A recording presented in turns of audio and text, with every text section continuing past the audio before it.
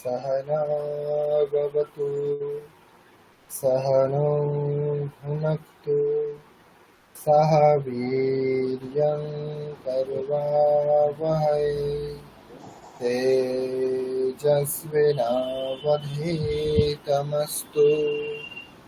मा विद्विषावहै। ॐ शान्ति शान्ति शान्तिः। সকলকে নমস্কার। যখন মাথা ঘোরায় তাহলে ওকে বলো এটা খেতে, ওতে যাবে। ওই গা বমি ওই মাথা ঘোরা ওটা কিন্তু ওই খেতে হয়। অনন্ত কুমার এটা মিউট করে নেবেন। আচ্ছা মিউট করছি, মিউট করবো তো। আমার এটা হচ্ছে নাকি?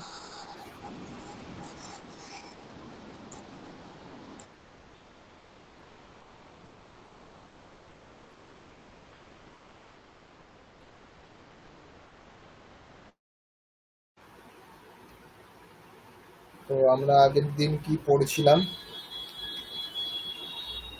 বলুন?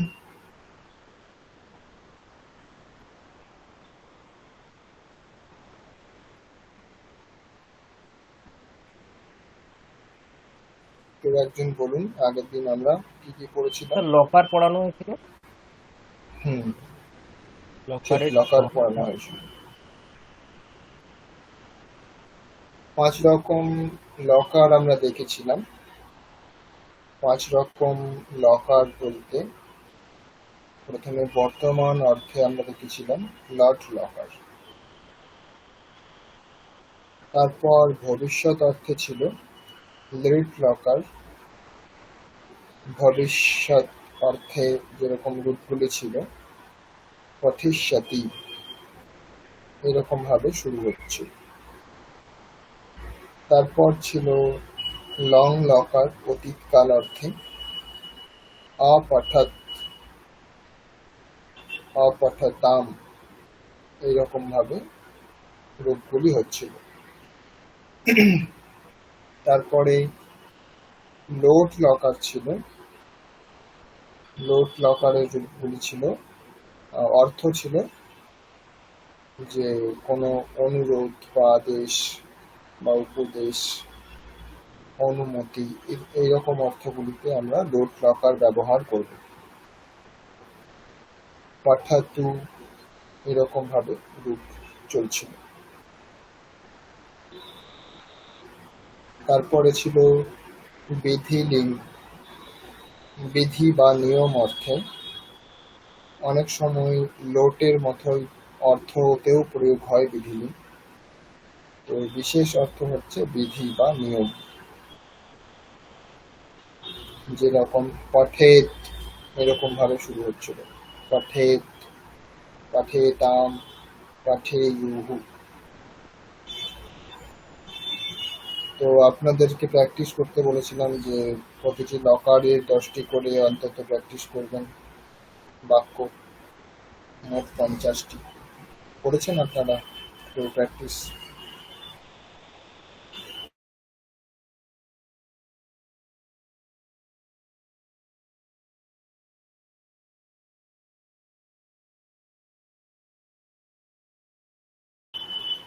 লকারের প্র্যাকটিস আপনারা করেছেন নিজেরা কেউ? না, আমি অত করতে পারিনি এবার। আচ্ছা, বাকিদের মধ্যে কেউ করেছেন? আগের সেই কারকের ওইগুলো করেছিলাম, আর সেই 5টা করে বলেছিলাম সেটা করেছিলাম। তার লকারের অভ্যাস কেউ করেছেন? না স্যার, করা হয়নি। আচ্ছা, কেউ করেছেন?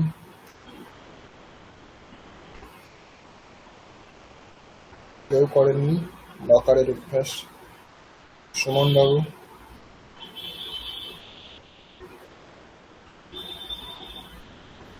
আমারও করা হয়নি। আচ্ছা, ঠিক আছে, প্র্যাকটিস করতে হবে আপনাদের, না হলে তো ভুলে যাবেন। তো নতুন বিষয় নতুন নতুন সময়ের তখনই করলে পরেই ভালো, না হলে পরে তো মনে থাকবে না।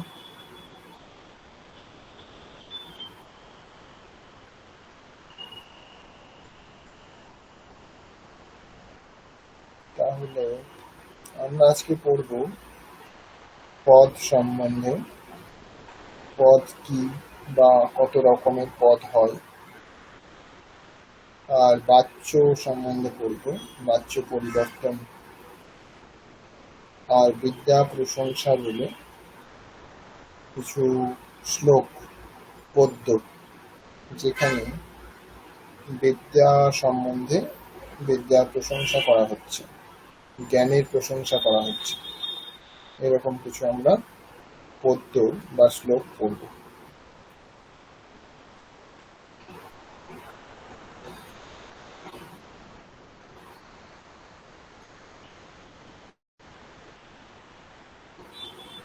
পদ পদ আমরা পড়েছি। পদ কি আপনাদের পড়া হয়েছে কিছু অংশে? কখনো কোনো স্যার কিছু বলেছেন পদ বিষয়ে?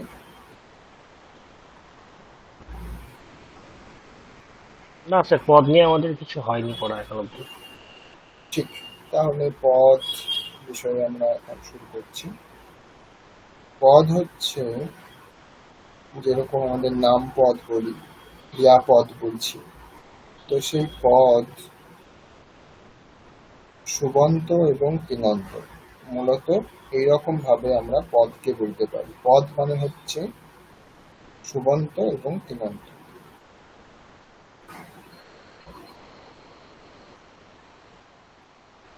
সুপ প্রত্যয় যাদের অন্তে থাকে তাদেরকে বলা হয় সুবন্ত, আর তিং প্রত্যয় যাদের অন্তে থাকে তাদেরকে বলা হয় তিঙন্ত।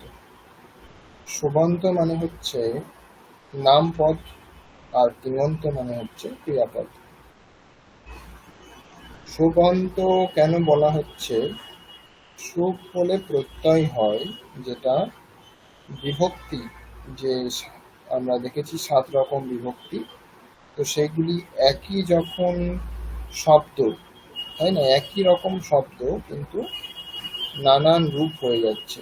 রাম, এটা হচ্ছে মূল শব্দ, এর থেকে আমরা নানান রূপ পাচ্ছি কিভাবে না, রাম এই শব্দের মূল শব্দের সাথে, প্রাতিপদিকের সাথে আমরা বিভিন্ন রকম প্রত্যয় যোগ করছি। প্রত্যয় বলতে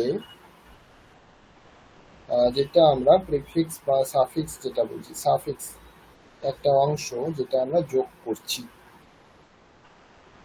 তো তার ফলে নানান রূপগুলি হচ্ছে। তো এখানে তো সেই তাদেরকে বলা হচ্ছে সুপ প্রত্যয়। তো সুপ অন্তে আছে বলে এদেরকে বলা হচ্ছে সুবন্ত। নাম পদগুলিকে বলা হয় সুবন্ত পদ। আর তিঙন্ত প্রত্যয়ে আপনারা দেখুন স্পষ্টই বুঝতে পারবেন যে শুরু হচ্ছে কিভাবে, পঠতি, তি দিয়ে শুরু হচ্ছে, তাই না, তি। তো তিঙন্ত বলা হচ্ছে যেখানে, তো সেখানে তিং আদি ইত্যাদি অনেক রকম প্রত্যয় রয়েছে, যেই প্রত্যয়গুলি যোগ হয় ধাতুর সাথে। মূল ধাতু হচ্ছে পট, তারপরে তি যোগ করছি আমরা, সেখানে হয়ে যাচ্ছে পঠতি। তো এই যে তি যোগ করছি, এগুলি বা অন্যান্য আরো যেগুলি রয়েছে সেগুলিকে বলা হয় তিং প্রত্যয়। তো তিং প্রত্যয় অন্তে আছে, সেই জন্য এই পদগুলিকে বলা হচ্ছে, ক্রিয়াপদগুলিকে বলা হয় তিঙন্ত পদ। সুবন্ত মানে হচ্ছে নাম পদ, আর তিঙন্ত মানে হচ্ছে ক্রিয়াপদ। এটা পদ যে বিষয়, তার হচ্ছে মূল দুটি ভাগ, সুবন্ত এবং তিঙন্ত।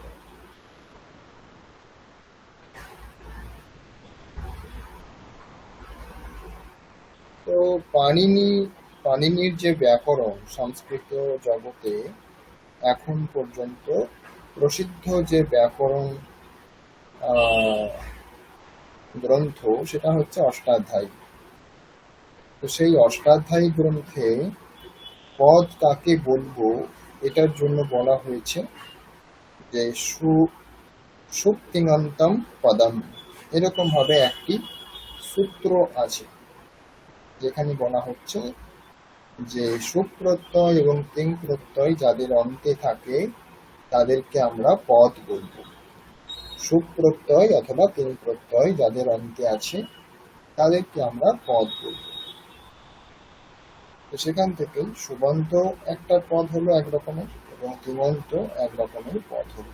সুবন্ত মানে নাম পদ আর তিঙন্ত মানে আমরা পাবো ক্রিয়াপদ। বোঝা গেছে এতদূর পর্যন্ত? কোনো প্রশ্ন থাকলে বলুন। বলবো একটু কথা। বলুন। মানে সুবন্তটা আমরা যেটা শব্দরূপ করি ওইটাই নামপদ, ঠিক ঠিক। আর ধাতুরূপ যেটা করি ধাতু মানে ওই পঠতি পঠত ওই তি যোগ করে যেটা ওই ক্রিয়াপদ। তার মানে শব্দরূপটা হচ্ছে সুবন্ত আর ক্রিয়াপদটা হচ্ছে তিঙন্ত। ঠিক, একদম সঠিক বুঝেছেন। কারোর কোনো জিজ্ঞাসা আছে, সংশয় কোনো? এরপরে দেখুন তিঙন্ত পদ।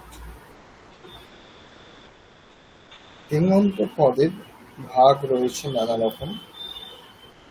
কর্তরিতে এক রকমের রূপ হয়, আর কর্মণি অথবা ভাবে আরেক রকমের রূপ হয়। যেমন পঠতি, এটা আমরা জানি সকলে।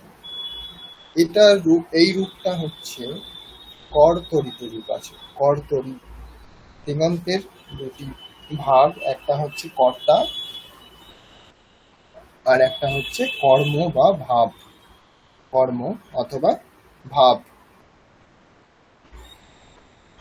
তো কর্তরির যে রূপ সেটা আমরা ব্যবহার করেছি এতদিন পর্যন্ত। আমরা যেগুলি শিখেছি সবগুলি হচ্ছে কর্তরির রূপ। পঠতি, গচ্ছতি, লিখতি, এগুলি সব হচ্ছে আমাদের কর্তরির রূপ। কারণ সেই ক্রিয়াপদ আমরা কর্তাকে অনুসরণ করে, কর্তাকে প্রধান রেখে কর্তার অনুসারে আমরা পরিবর্তন করি।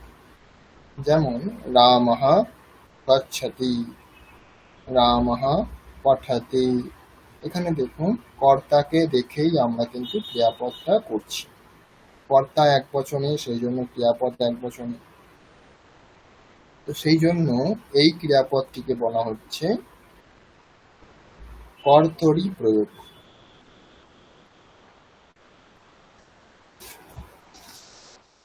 এবার কর্ম বা ভাব, এটাকে আমরা কিভাবে বলবো না, কর্মতে কর্তরিতে যে রূপটা থাকে সেটাই একটু পরিবর্তন করে আমরা কর্মনিতে রূপ করতে পারি। কিভাবে না, পঠতি এই যে রূপটা রয়েছে, এখানে আমরা মূল যে ধাতু পঠ, তো সেখানে আমরা একটা জফলা যোগ করব প্রথমত, সেটা হয়ে যাবে পঠ্য। তারপরে তি যে আছে সেখানে আমরা যোগ করব আত্মনি পদের যে প্রত্যয়গুলি হয় সেগুলি, মানে সেখানে হয়ে যাবে তে। তি হবে না, তে হয়ে যাবে। আমরা আত্মনি পদে পড়েছিলাম না, লভতে, এরকম ভাবে শুরু হয়। তো কর্তরি বাচ্চে যেটা আছে সেটাই এখানে কিন্তু আত্মনি পদে হয়ে যাবে আর একটা জফলা চলে আসবে, তাহলেই সেটা হয়ে যাবে কর্ম অথবা ভাব বাচ্যের রূপ। যেমন পঠতি, এটা হয়ে যাবে পঠ্যতে। লিখতি, এটা হয়ে যাবে লিখ্যতে। গচ্ছতি, এটা হয়ে যাবে গম্যতে। গচ্ছাতে হবে না, কারণ এখানে মূল ধাতুটা দেখতে হবে। মূল ধাতু আছে গম, এখানে হয়ে যাবে গম্যতে। তারপরে ধরুন আর কি হতে পারে, হাসাতি, হাস্যাতে। চলতি, চল্যতে। পচতি, পচ্যতে। নয়তি, নিয়তে। পিবতি, পিয়তে,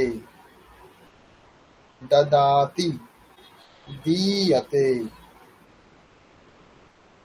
ঠিক আছে, সব জায়গাতেই কিন্তু জফলা থাকবে, একটা জফলা যোগ হয়ে যাবে এবং আত্মনি পদের রূপ হয়ে যাবে।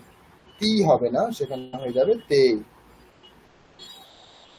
আর কি কি রূপ আছে সেগুলিও একই রকম ভাবে হবে, যেরকম শৃণোতি, শ্রুয়তে, মূল ধাতুটা ছিল শ্রু, সেটা দীর্ঘ হয়ে যাবে শ্রুয়তে।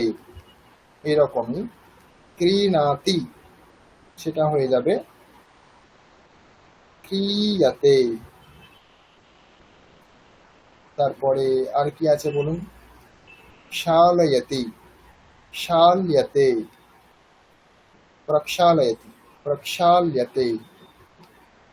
এরকম ভাবেই আগচ্ছতি, আগম্যতে।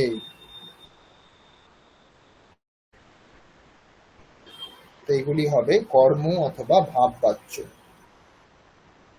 আর কর্তৃবাচ্য তো আমরা এতদিন ধরে যেগুলি পড়েছি সবগুলি হচ্ছে কর্তৃবাচ্য। তাহলে ক্রিয়াপদের রূপ দুই রকম বা তিন রকম হতে পারে। তো মূলত দুই রকমই, কারণ কর্ম এবং ভাবের যে রূপ সেটা একই রকম হয়, কর্ম এবং ভাবের রূপটা একই রকম হয়। সেই জন্য আমরা দুই রকম ধরে রাখলেই হবে, যে কর্তৃবাচ্য এবং কর্ম অথবা ভাববাচ্য। পঠতি থেকে পঠ্যতে, ভ্রমতি থেকে ভ্রম্যতে, এরকম ভাবে রূপগুলি পাল্টাতে হবে। কি রকম ভাবে পাল্টাবো আমরা?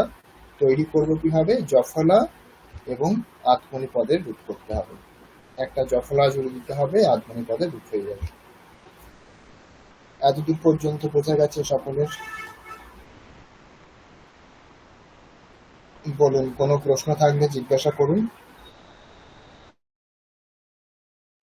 স্যার আর একবার যদি একটু বলেন, বুঝিয়ে দেন। দেখুন, পুরো বিষয়টা আরেকবার বলা খুবই মুশকিল। আপনি কোন জায়গাটা বোঝেননি সেটা বলুন, আমি সেই জায়গাটা বলব। এই কর্তরিতে যে দুটো ভাগ আছে সেটা আহ, একটা এই জফলা যুক্ত করে কিভাবে হচ্ছে সেইটা একটু অসুবিধা হচ্ছে। কর্তরির যে দুটি ভাগ আছে সেটা আমি এখনো বলিনি। আমি বললাম তিঙন্তের দুটি ভাগ, কর্তরি এবং কর্মণি অথবা ভাববাচ্য। তিঙন্তের যে দুটি ভাগ, তিঙন্ত মানে ক্রিয়াপদ, ক্রিয়াপদের এখানে দুটি আমরা ভাগ করছি, অ্যাক্টিভ আর প্যাসিভ। ঠিক আছে, অ্যাক্টিভ আর প্যাসিভ। অ্যাক্টিভটাকে আমরা বলবো কর্তৃবাচ্য, আর প্যাসিভ যেটা সেটাকে আমরা বলবো কর্মবাচ্য বা ভাববাচ্য। পঠতি, এটা হচ্ছে অ্যাক্টিভ, কর্তৃবাচ্য, কর্তরিতে রূপ। আর পঠ্যাতে, একটা জফলা যোগ করে সেটাকে আত্মনিপদ করে নিচ্ছি, যেরকম লভতে এটা হচ্ছে আত্মনিপদ, সেরকমই আমরা পঠতি এটাকেই আত্মনিপদ যখন করে নেব তখন হয়ে যাবে পঠ্যাতে, জফলা যোগ হয়ে যাবে কর্মবাচ্য। এটা হয়ে গেল প্যাসিভ, কর্ম অথবা ভাবের ক্ষেত্রে। আর কারোর কিছু জানার আছে?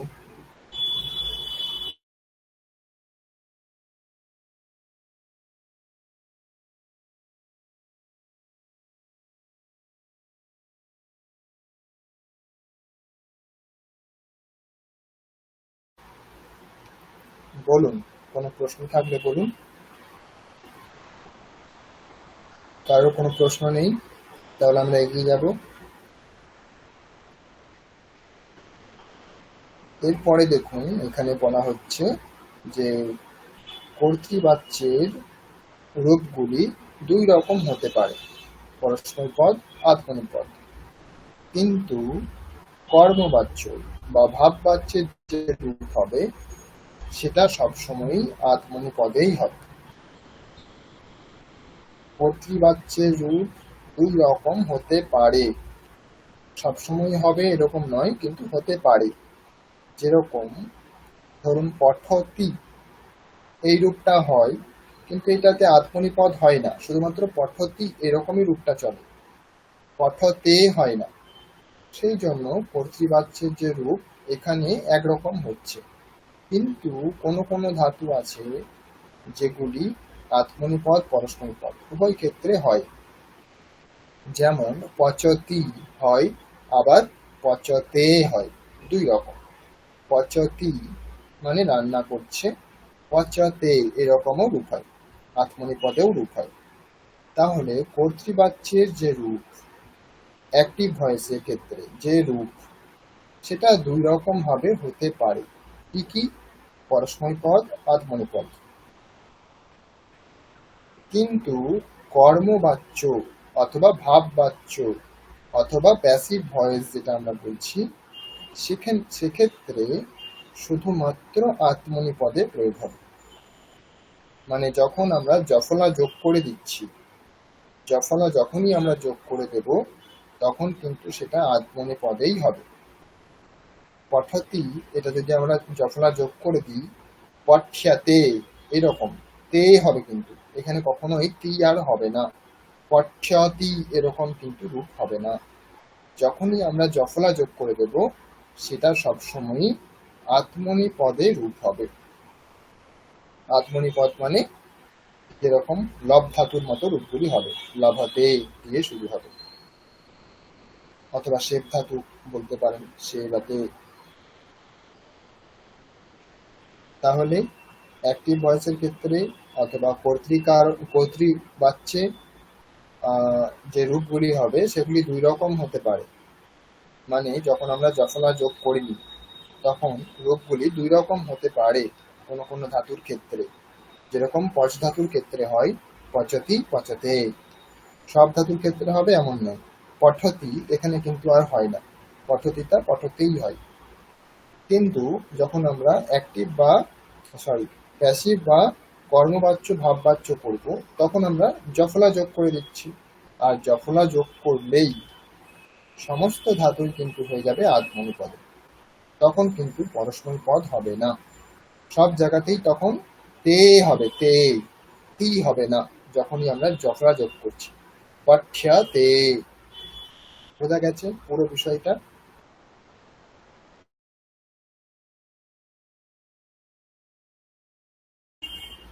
আমরা উদাহরণ দেখব, তার আগে এখানে যদি কোনো জিজ্ঞাসা থাকে আপনাদের বলুন। আমরা আরো বলুন। অর্থগত পার্থক্যটা কি হবে? অর্থগত অ্যাক্টিভের কি অর্থ হয় আর প্যাসিভের কি অর্থ হয়? ও আচ্ছা, মানে আমি করছি, আমার দ্বারা করা হচ্ছে, এরকম। একদম ঠিক। কিন্তু যখন এই অ্যাক্টিভের ক্ষেত্রে দুরকম হচ্ছে, তখন কি হবে? মানে মানে বাংলায় হলে ঠিক বুঝতে পারছি না। অ্যাক্টিভের ক্ষেত্রে আমরা যেটা সরাসরি করি, যেমন এই যে পরস্মৈ পদম আর আত্মনে পদম, এই যে দুটো ভাগকে হ্যাঁ এখানে যে বুঝতে পেরেছি, বলছি। পরস্মৈ পদ আর আত্মনি পদ, এই দুটো বিষয়ের মধ্যে কি পার্থক্য? পরস্মৈ পদ এবং আত্মনি পদ একই ধাতুই যদি দুই রকম রূপ হয়, তো সেক্ষেত্রে অর্থ হচ্ছে কিছু কিছু পাল্টে যায় কিছু কিছু জায়গায়। আত্মনি পদ মানে হচ্ছে যেখানে আমরা নিজের জন্য কোনো কিছু করি, যেখানে আমরা নিজের জন্য কোনো কিছু করি সেক্ষেত্রে আমরা আত্মনি পদ প্রয়োগ করি। কিন্তু সেই ধাতুটিকে উভয় পদ হতে হবে, মানে তার পরস্মৈ পদেও রূপ থাকতে হবে, আত্মনি পদেও রূপ থাকতে হবে। কিন্তু ধাতুটি যদি শুধুমাত্র আত্মনি পদ হয় তখন কিন্তু এই নিয়মটা খাটবে না যে শুধুমাত্র নিজের জন্য যখন করছি তখন। মানে ধরুন পচ ধাতুটা রান্না করা অর্থে যে পচ ধাতু রয়েছে সেটা উভয় পদী, মানে পরস্মৈ পদেও হয় আবার আত্মনি পদেও হয়, পচতিও হয় পচতেও হয়। তো এক্ষেত্রে আমরা কখন কোনটা ব্যবহার করব? তো সেই জন্য নিয়ম করা হয়েছে যে যদি এরকম কোনো ধাতু দুটি দুই রকম ভাবে রূপ হয়, তো সেক্ষেত্রে আমরা আধমনি পদকে ব্যবহার করব যখন নিজের জন্য আমরা ক্রিয়া করছি তখন, আর পরস্ময় পদ ব্যবহার করব যখন অন্যের জন্য ক্রিয়া করছি তখন। ধরুন আমি রান্না করছি আমার জন্য, তখন হয়ে যাবে আধমনি পদে প্রয়োগ, পচতে এরকম রূপ হবে, সাহা পচতে, আহম পচে, এরকম আধমনি পদের রূপগুলি হবে। আর ধরুন আমি সকলের জন্য রান্না করছি, শুধু আমার জন্য নয় সকলের জন্য, তখন হয়ে যাবে পচতি, তখন পচতে হবে না। তাহলে দুটি রূপ যদি থাকে আমাদের সংশয় তো হওয়ারই কথা, তাই না, যে কখন আমরা কোনটা ব্যবহার করব। সেই ক্ষেত্রে এই নিয়মটা। আর যাদের দুটি রূপ হয় না, একটি রূপ থাকে, যেরকম পঠতি, হাসতি, এগুলিতে দুটি রূপ হয় না, একটাই রূপ হয়, হাসাতে হবে না, পঠতে হবে না, তো তাদের ক্ষেত্রে কোনো নিয়ম নেই, সেক্ষেত্রে আমরা সব জায়গাতেই একই রূপ ব্যবহার করব। বোঝা গেছে? না স্যার। আমি একটু বলছি, এই পঠতিটা হবে না বলছেন, কিন্তু যদি আমি পঠতিটা এইভাবে বলি যে আমি পড়ি, আমি পড়াই, তাহলে সেক্ষেত্রে পরস্পরিত হচ্ছে নাকি? দেখুন, পড়াই বিষয়টা আলাদা, সেটা রান্না করছি, হ্যাঁ রান্না করছি আর রান্না করাই, এটা তো আলাদা অর্থ হয়ে গেল, সেটা এখানে কোনো প্রসঙ্গ নেই সেটা। সেটা বোধহয় পঠয়তি। হ্যাঁ, তখন আমরা একটা আকার যোগ করব, সেটা আলাদা বিষয়, পাঠাইয়াতি এরকম রূপ হবে, সেটা আত্মনি পদ হয়ে যাবে না, সেটা পরস্ময় পদই থাকবে।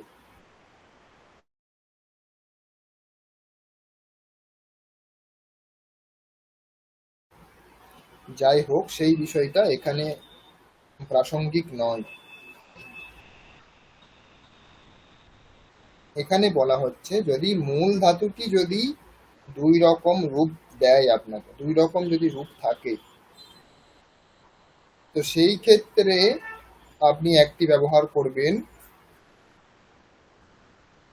পরের জন্য আর একটি ব্যবহার করবেন নিজের জন্য। পরের জন্য মানে এই নয় যে অন্য কেউ ক্রিয়া করছে, আপনি ক্রিয়া করছেন কিন্তু অন্যের জন্য করছেন, পরের জন্য করছেন, তখন আপনি পরস্ময় পদ ব্যবহার করবেন। আর নিজের জন্য যখন করছেন তখন আপনি আত্মনি পদ ব্যবহার করবেন।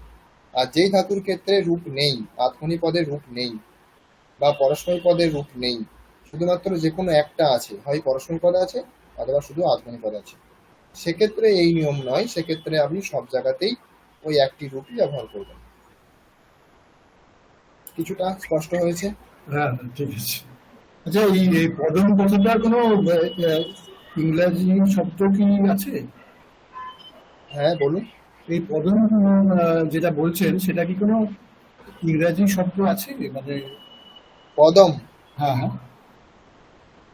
পদ বলতে এখানে আপনি দেখুন অন্যান্য যে সমস্ত ভাষা রয়েছে সেক্ষেত্রে তো আমরা শুধুমাত্র কোনো শব্দ আলাদা করে আমরা দেখাই না, তাই না, যে ব্যবহার কিভাবে করতে হবে, ডিরেক্ট শব্দ ব্যবহার হয়, কিন্তু এখানে বলতে গেলে যেই শব্দটা আমরা বাক্যে ব্যবহার করছি সেই রকম শব্দকেই আমরা পদ বলব, বাক্যে যেটা ব্যবহার করছি। তার মানে এখানে বিভক্তি যুক্ত পদের কথা বলা হচ্ছে, বিভক্তি যুক্ত যে শব্দ সেগুলিকে আমরা পদ বলবো। বিভক্তি বলতে এখানে শুভ বিভক্তি, যেটা শব্দের ক্ষেত্রে নাম পদের ক্ষেত্রে প্রয়োগ হচ্ছে, আবার তিং বিভক্তি, ক্রিয়াপদের ক্ষেত্রেও আমরা একটা বিভক্তি যোগ করে থাকি, তো এগুলি যুক্ত যখন হচ্ছে তখন সেটাকে আমরা পদ বলছি। তিং বলতে তি, পট তো মূল ধাতু হচ্ছে পট, এর সাথে যখন আমরা তি ব্যবহার করছি তখনই সেটা পদ হবে, না হলে কিন্তু হবে না। শুধুমাত্র পট বা লব বা ভূ এগুলি কিন্তু বাক্যে প্রয়োগ হয় না, এগুলিকে পদ বলবো না, এগুলিকে আমরা ধাতু বলবো। আর ক্রিয়াপদ কখন বলবো? যখন তি যোগ করে দিচ্ছি, পঠতি, হাসতি, তখন আমরা এগুলিকে পদ বলব, যেগুলি আমরা ব্যবহার করতে পারি। ঠিক আছে, মানে বিভক্তিযুক্ত শব্দকে পদ বলবো আমরা। ঠিক, শুধুমাত্র প্রাতিপদিক বা ধাতু এগুলিকে আমরা পদ বলবো না। যখন বাক্যে প্রয়োগ করার যোগ্য হবে এরা, যখন এদেরকে আমরা বাক্যে প্রয়োগ করতে পারবো বিভক্তি যোগ করার পরে, তখন এদেরকে আমরা পদ বলবো।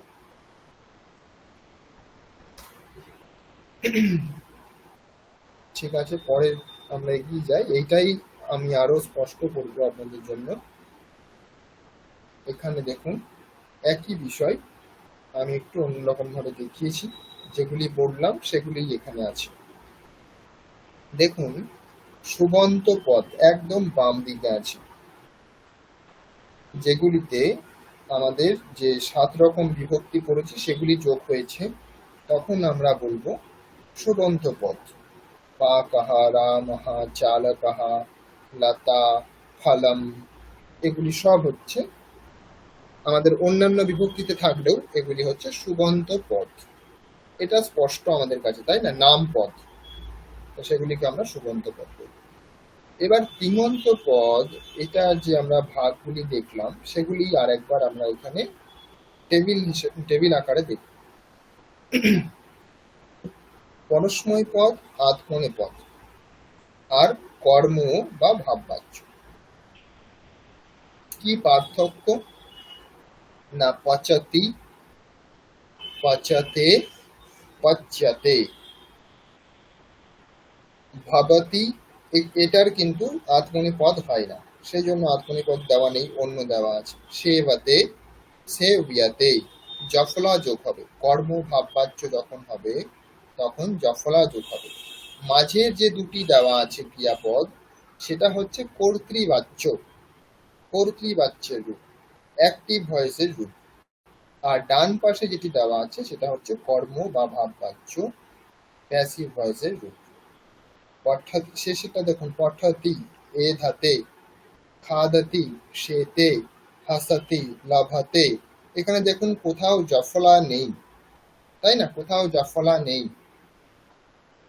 আত্মনি পদ হতে পারে, তয়ে একার থাকতে পারে, আত্মনি পদ হতে পারে, কিন্তু সেটা কিন্তু কখনোই কর্মবাচ্য বা ভাববাচ্য আমরা বলবো না। কর্মবাচ্য বা ভাববাচ্য কখন বলবো? যখন জফলা থাকবে এবং আত্মনি পদ হবে। যেরকম পচ্ছতে, এখানে জফলাও আছে এবং আত্মনি পদে তে হয়েছে। লভ্যতে, এখানেও একই রকম ভাবে জফলা হয়েছে এবং ত একার হয়েছে। তাহলে পার্থক্য বোঝা গেছে? আর কোনো সংশয় আছে কারোর?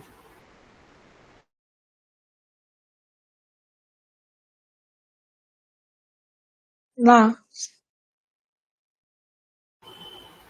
কারোর কোনো জিজ্ঞাসা থাকলে বলতে পারেন। স্যার একটা আমার কনফিউশন আছে, এই কর্মানিটার ইউজ কখন হবে? ইউজ তো মানে আমরা কোন করব। কোন ধরনের, হ্যাঁ কোন ধরনের বাক্যে ইউজ হয়? যেমন এটা আপনি ক্লিয়ার করে বললেন যে আহ, আহ, মানে আসমানি পদটা যে যখন সে নিজের জন্য যখন করছে সেটা আসমানি পদের রূপটা হচ্ছে, আর আত্মনেপদ, আত্মানি পদের ইউজটা ইয়েটা হচ্ছে, আর যখন অন্যের জন্য হচ্ছে তখন পরস্মান ওটা কি হ্যাঁ পরস্ময়। পরস্ময় পদটা হচ্ছে। তো কর্মানি পদের ইউজটা কিরকম হবে স্যার? হ্যাঁ, এখানে আত্মনিপদের প্রয়োগ সবসময় যে নিজের জন্য এই অর্থেই হবে এরকম কিন্তু নয়। পরস্ময় পদের প্রয়োগ সবসময় পরের জন্য হবে এরকম কিন্তু নয়। যখন দুটি রূপই যখন থাকবে তখন এই নিয়মটা। যেই ধাতুর এইরকম দুটি করে রূপ হয় তার ক্ষেত্রে এই নিয়মটা, তার ক্ষেত্রে এটা বাকিদের আছে। ক্ষেত্রে নয়। হ্যাঁ, বাকিদের ক্ষেত্রে নয়। তো যেমন বাকিদের আমি ক্ষেত্রে আমরা উদাহরণ বুঝবো দিলাম, কিভাবে ইউজটা? বাকিদের ক্ষেত্রে তো একটাই রূপ আছে, মানে সব ক্ষেত্রে একই একই অর্থে প্রয়োগ হবে, মানে একই আচ্ছা। রূপ প্রয়োগ হবে। হুম তো এখানে যেরকম আমি উদাহরণটা বলেছি, আরেকবার বলছি, যে পচ ধাতুর ক্ষেত্রে রান্না করা অর্থ যে পচ ধাতু, তার হচ্ছে দুটি রূপ হয়, পচতি পচতে, এরকম দুটি রূপ হয়। তো হুম সেক্ষেত্রে হচ্ছে এই নিয়মটা যে পচতি এটা পরের জন্য, পচতে এটা নিজের জন্য। কিন্তু দেখুন হসতি, খাদতি, পঠতি, ভবতি এগুলির ক্ষেত্রে কিন্তু দুটি করে রূপ হয় না, একটি করেই রূপ হয়, শুধুমাত্র পরস্মৈপদী রূপ হয়। আবার সেবতে, লভতে, সেতে, এধাতে এগুলিরও একটি করেই রূপ হয়, শুধুমাত্র আত্মনিপদে রূপ হয়। তো সেই জন্য এদের ক্ষেত্রে ওই নিয়মটা নেই, এদেরকে আমরা সব জায়গাতেই ব্যবহার করব, সব অর্থেই ব্যবহার করব। ঠিক আছে?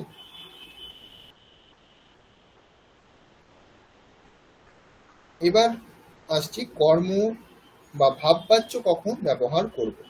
তো এইটার ক্ষেত্রে যে আমি বললাম যে এটা আমরা ব্যবহার করব প্যাসিভ ভয়েসের ক্ষেত্রে, যখন আমরা বোঝাতে চাইবো যে আমার দ্বারা কোনো কিছু করা হচ্ছে, আমি করছি এরকম অর্থ বলতে চাইবো না, আমার দ্বারা করা হচ্ছে এরকম অর্থ যখন বলতে চাইবো, সে করছে বলবো না, তার দ্বারা করা হচ্ছে এরকম যখন বলতে চাইবো, তখন আমরা এই যে কর্মবাচ্য বা ভাববাচ্যের যে রূপ আছে সেটা আমরা ব্যবহার করব। কিভাবে বাক্যে প্রয়োগ হবে এটা তো আমরা অভ্যাস করব এরপরেই। তো আপাতত জেনে রাখুন যে যখন আমরা মানে কর্মবাচ্য স্যার বা আমরা ভাববাচ্য, আমরা ইংলিশে আমরা ইংলিশে যখন করতাম ন্যারেশন চেঞ্জ, সেই সেই জিনিসটা হবে এখানে। ন্যারেশন নয়, এটা তো এটা হচ্ছে ভয়েসের প্যাসিফাইড ক্ষেত্রে বলবো। Voice actified. Change, voice change. Pacified voice, actified. আচ্ছা, প্যাসিভ ভয়েস অ্যাক্টিভ ভয়েস সেটা, আচ্ছা আচ্ছা। ঠিক ঠিক, এটা ভয়েসের ক্ষেত্রে। ঠিক আছে, তাহলে মোটামুটি সকলে বুঝতে পেরেছেন। এবার আমরা বাক্য প্রয়োগ করলে আরো বিষয়টা ক্লিয়ার হবে।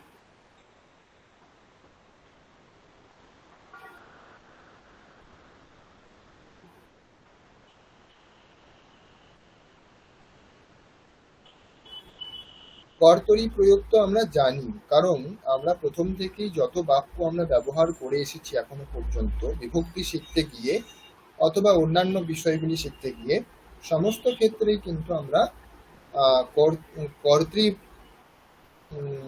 কর্তৃপদম ক্রিয়াপদের যে কর্তৃবাচ্যের যে রূপ হয় সেটাই আমরা ব্যবহার করেছি, অ্যাক্টিভ ভয়েস। তো সেটাই আমরা শিখে এসেছি। তো সেই জন্য এখানে বিশেষ কিছু বলার নেই, তবুও এখানে আমরা যেহেতু নিয়ম জানছি, নিয়মটা একবার বলে দেব যে নিয়ম কি কি আছে। এটা কেউ একজন পড়ুন, বাংলাতে লেখা আছে, কেউ একজন পড়ুন।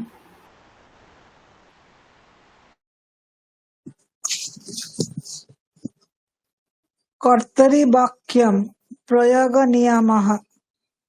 1 নম্বর, যখন কর্তৃবাচ্যের রূপ ব্যবহার করে বাক্য রচনা করা হয় তখন 3টি নিয়ম মেনে চলতে হয়। 1. কর্তা প্রথমা বিভক্তিতে। 2. কর্ম দ্বিতীয়া বিভক্তিতে। এবং 3. ক্রিয়াপদের পুরুষ ও বচন কর্তৃপদের পুরুষ ও বচন অনুসারে হবে। প্রথমা বিভক্তিতে বিদ্যমান পদের পুরুষ ও বচন অনুসারে হবে, যথা রামা নদীম পশ্যতি। রাম কর্তা, নদী কর্ম। ঠিক, তাহলে 3টি নিয়ম। কর্তা সবসময় প্রথমা বিভক্তিতে থাকবে, এটা হচ্ছে কর্তৃবাচ্যের লক্ষণ, কর্তৃবাচ্যের নিয়ম। কর্তা সবসময় প্রথমা বিভক্তিতে থাকবে, আর কর্ম দ্বিতীয়া বিভক্তিতে হবে। কর্ম মেইন অবজেক্ট যেটা হবে সেটা দ্বিতীয়া বিভক্তিতে হবে। আর ক্রিয়াপদের যে রূপ সেটা কেমন হবে, তার পুরুষ বা বচন সেটা কেমন হবে না, কর্তৃপদ যেটা আছে তার পুরুষ বচন অনুসারে হবে। যেমন রামহা আছে এখানে, তাহলে রামহা এটা কোন পুরুষ, এটা প্রথম পুরুষ, প্রথম পুরুষ, তাই তো। আমি রাম নই বা তুমি রাম নও, রাম একজন অন্য কারোর কথা বলা হচ্ছে, তবেই না তার নাম করে বলা হবে। তুমি যদি রাম হও তাহলে তো আমি তুমি করেই বলতাম, আমি যদি রাম হতাম তাহলে আমি বলতাম যে আমি নদী দেখছি। তাহলে রাম এখানে অন্য কেউ, তাহলে অন্য কেউ আমি এবং তুমি ছাড়া অন্য বাকি যারা, তারা হচ্ছে এখানে প্রথম পুরুষ। তো প্রথম পুরুষ এখানে রাম, তাহলে ক্রিয়াপদও হচ্ছে প্রথম পুরুষেই হবে, এক বচনেই হবে। তাহলে এখানে কর্তাকে দেখে ক্রিয়াপদ হচ্ছে, এইটা হচ্ছে মূল বিষয়। কর্তাকে দেখে ক্রিয়াপদ হচ্ছে, সেই জন্য এটাকে বলা হয় কর্তৃবাচ্য। কর্তা হচ্ছে এখানে প্রধান, কর্তার সম্বন্ধ ক্রিয়ার সাথে প্রধান, সেই জন্য এটাকে কর্তৃবাচ্য বলা হচ্ছে। তিনটি নিয়ম মনে রাখবেন: কর্তা প্রথমাতে, কর্ম দ্বিতীয়াতে, আর ক্রিয়াপদ কর্তাকে অনুসরণ করবে। বোঝা গেছে? এই নিয়মেই আমরা এতদিন ধরে ব্যবহার করে এসেছি বাক্য, সেই জন্য এখানে কোনো অসুবিধা হওয়ার কথা না। বলুন, এখানে কোনো প্রশ্ন আছে? এতদিন যে আমরা বাক্য ব্যবহার করেছি, এখানে কোনো অন্যরকম কোনো কিছু লেখা আছে মনে হচ্ছে আপনাদের? না। না স্যার, মানে ধরুন এটা রাম না হয়ে যদি রামও হয়ে যেত তাহলে পশ্যন্তি হয়ে যেত, মানে এটাই। পশ্যতঃ হয়ে যেত, ঠিক। হ্যাঁ রামও সরি, মানে হ্যাঁ হ্যাঁ দুই বচন, তাহলে হ্যাঁ পশ্যতঃ, পশ্চাৎ হয়ে যেত। আর ঠিক, রামাহা হয়ে গেলে পশ্চান্তি হয়ে যেত। পশ্যন্তি হয়ে যেত। তাহলে সবসময় কর্তাকে অনুসরণ করে ক্রিয়াপদ হচ্ছে, এটা হচ্ছে কর্তৃবাচ্যের লক্ষণ। আর কারো কোনো কিছু বলার আছে?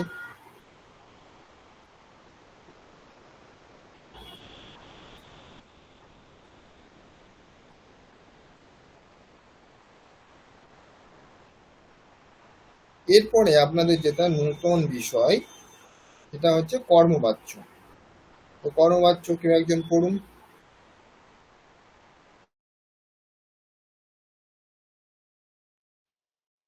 যখন কর্মবাচ্যের রূপ ব্যবহার করে ব্যাকরণে বাক্য রচনা করা হয়, তখন তিনটি নিয়ম মেনে চলতে হয়। প্রথম, কর্তা তৃতীয়া বিভক্তিতে হবে, কর্ম প্রথমা বিভক্তিতে এবং ক্রিয়াপদে পুরুষ ও বচন কর্মপদের পুরুষ ও বচন অনুসারে হবে। প্রথমা বিভক্তিতে বিদ্যমান পদের পুরুষ ও বচন অনুসারে হবে। যেমন রামেণ রামেণ নদী দৃশ্যতে, এখানে রাম কর্তা আর নদী কর্ম। ঠিক আগের মতোই এখানেও তিনটি নিয়ম। এখানে কর্তা হবে সবসময় তৃতীয়া বিভক্তিতে।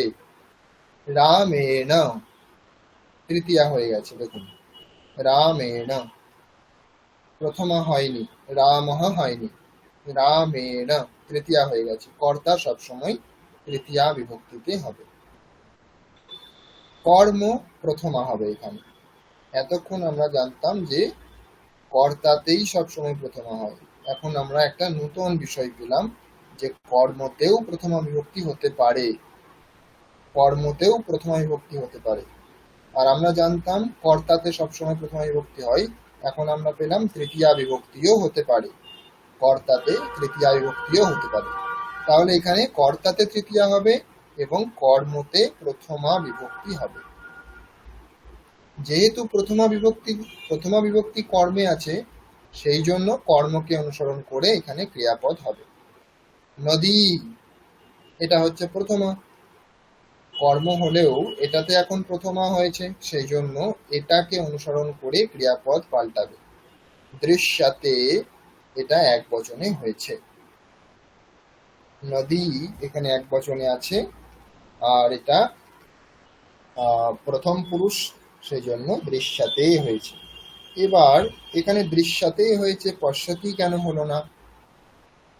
কারণ এটা কর্মকে অনুসরণ করে হচ্ছে, কর্তাকে অনুসরণ করে হচ্ছে না, সেই জন্য এখানে পশ্যতি না হয়ে দৃশ্যতে হয়েছে।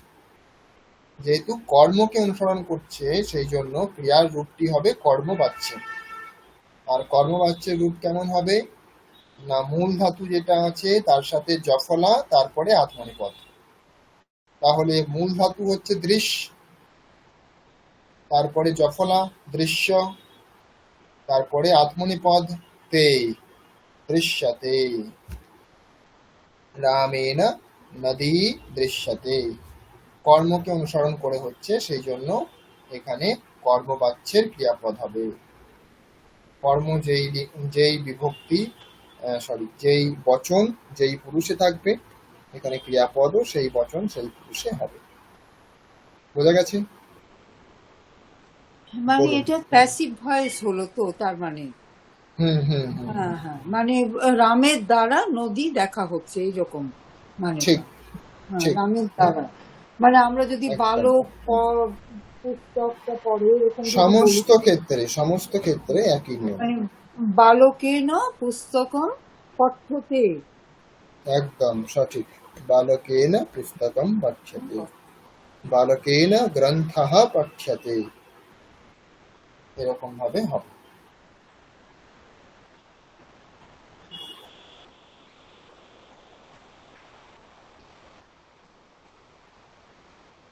কোনো প্রশ্ন? সকলে বুঝতে পেরেছেন? কর্তা তৃতীয়াতে হবে, কর্ম প্রথমাতে হবে। কর্ম প্রথমাতে হওয়ার জন্য এটা কর্মবাচ্য। কর্মবাচ্যের ক্রিয়াপদ হবে কর্মকে অনুসরণ করবে। এখানে কর্মই হচ্ছে সবকিছু, কর্মতেই প্রথমা হবে, কর্মকেই অনুসরণ করতে হবে, কর্মবাচ্য। সেই জন্য এটাকে কর্মবাচ্য বলা হচ্ছে। প্রথমা যেখানে যাবে সেটাকেই অনুসরণ করতে হবে, ক্রিয়াকে। বলুন সুমন মুখোপাধ্যায়। হ্যাঁ, তাহলে কি এখানে ওই দৃশ্যতে যেটা হচ্ছে সেটা কি ওই আপনি প্রথমে দেখাচ্ছিলেন পদমের ব্যাপারটা আসছে এখানে? হ্যাঁ, এটা আত্মনিপদ। হ্যাঁ হ্যাঁ, আত্মনিপদ হয়ে যাচ্ছে। কর্মবাচ্যে অথবা ভাববাচ্যে সবসময়ই হচ্ছে আত্মনিপদেই রূপ হবে, পরস্ময় পদ কখনোই হবে না, দৃশ্যতি কখনো হবে না।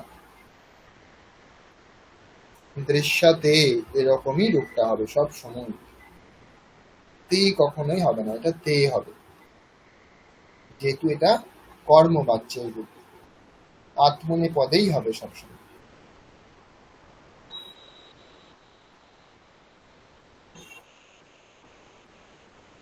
তাহলে এই নিয়মটা মনে রাখুন। এখানে আমরা একটু অভ্যাস করবো, তাহলে এটা মনে থাকবে।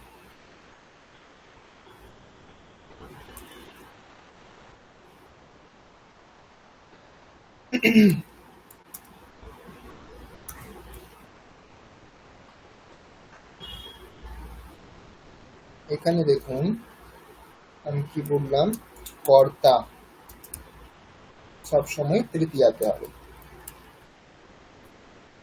কর্ম প্রথমাতে হবে, এবং এর অনুসারেই হচ্ছে ক্রিয়া হবে, একে অনুসরণ করেই হচ্ছে ক্রিয়া হবে। এই তিনটি নিয়মই আছে এখানে। তাহলে উদাহরণ দেওয়া আছে, রামেণ নদী দৃশ্যতে।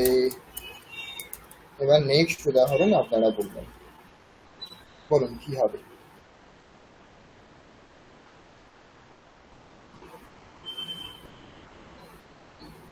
বলুন একটি করে সকলে।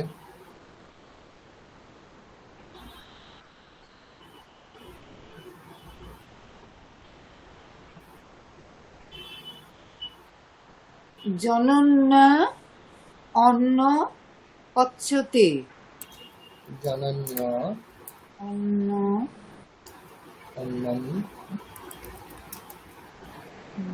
পচ্যতে, ঠিক, জননীর দ্বারা অন্ন রান্না করা হচ্ছে। জননী অন্য এখানে কর্তা, সেই জন্য এখানে হয়ে যাবে তৃতীয়া। আর অন্য এখানে কর্ম, সেই জন্য এখানে হয়ে যাবে প্রথমা। আর আচ্ছা, তাকে অনুসরণ করে ক্রিয়াপদ হবে। তাহলে অন্য শব্দটা শব্দরূপে ক্লিবলিঙ্গ। ক্লিবলিঙ্গ, হ্যাঁ ক্লিবলিঙ্গ, তাই। হর শব্দ। আর কেউ বলবেন? অবশ্যই বলবেন, বলুন কে বলবেন।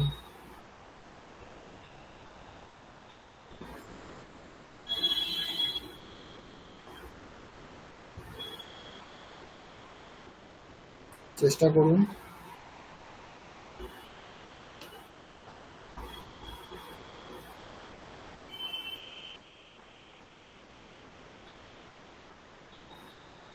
এখানে আমি একটা রূপ লিখে দিচ্ছি।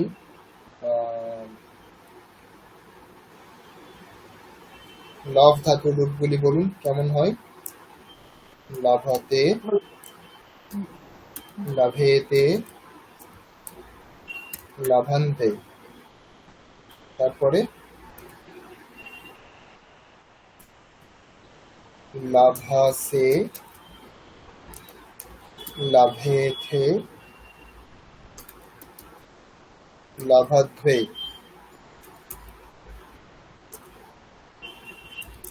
লাভে, লাভাবহে, লাভামহে। তাহলে এইরকম রূপগুলি হবে। শুধুমাত্র একটা জফলা হয়ে যাবে, কিন্তু রূপগুলি এরকম হবে। বলুন কে বলবেন। স্যার এটা সীতয়া পত্রম লিখ্যতে।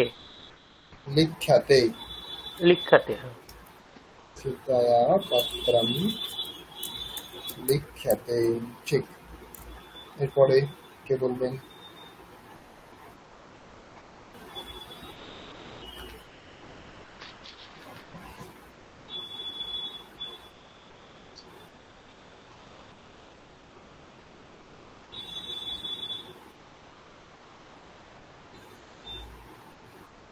চেঞ্জ করুন, পরিবর্তন করতে হবে তো, তার সব এক ব্রাহ্মণে বচন হয়ে যাচ্ছে।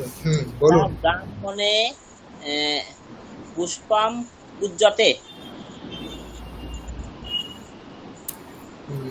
ব্রাহ্মণেন, ব্রাহ্মণেন পুষ্পম পূজ্যতে। মানে ফুল পূজা করছে। পুষ্প দিয়ে পূজা করছে, পুষ্পটা দিয়ে দিয়ে অর্থ করলে কি হবে? তৃতীয়া হবে তো, কর্ম হবে না তো। না, কর্ম হচ্ছে না তো। কর্ম হচ্ছে না, না, ওটা কর্ণ হয়ে যাচ্ছে। আচ্ছা তাহলে ব্রাহ্মণেন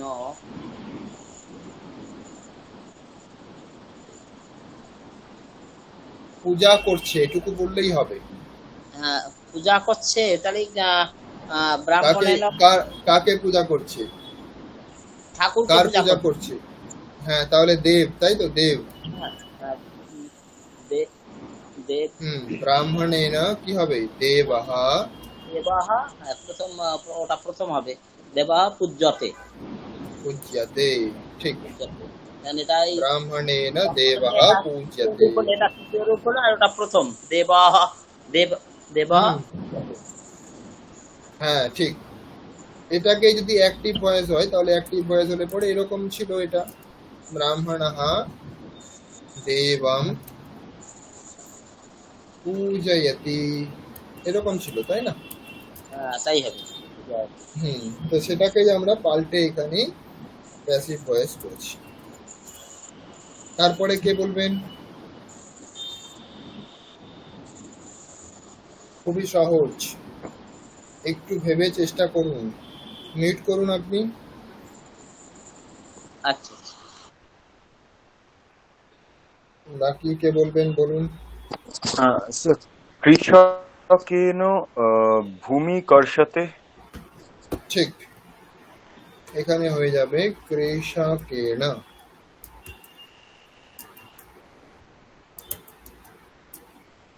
ভূমিহি কি হবে? কর্ষ্যতে। कर्षते হুম, ঠিক। তারপরে কে বলবেন?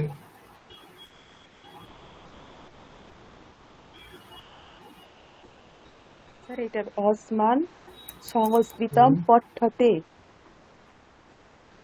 হুম।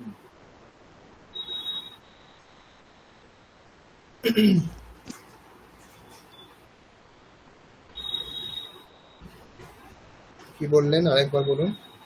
অসমান সংস্কৃতম পঠ্যতে। আসমান হবে না, তৃতীয়াতে কি হবে? আসমান কি করে হবে? তৃতীয়ার রূপ কি হয়? অস্মৎ ধাতু তৃতীয়াতে কি হয়? অস্মাভিঃ।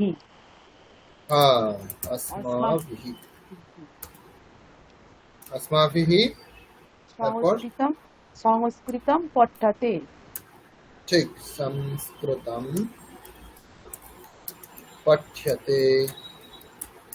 ঠিক আছে।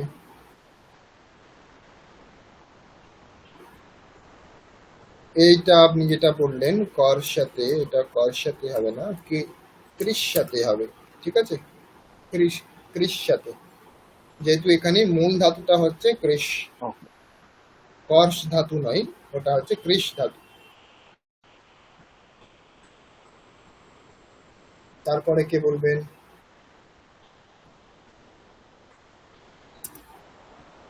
আচ্ছা, ফলেনও পরিচয়তে এরকম একটা কর্ম দিয়ে ওটা তো কর্ম হয়ে যাচ্ছে না, ফলটা তো কর্ম, ফল তো কর্তা তো হচ্ছে না ওখানে।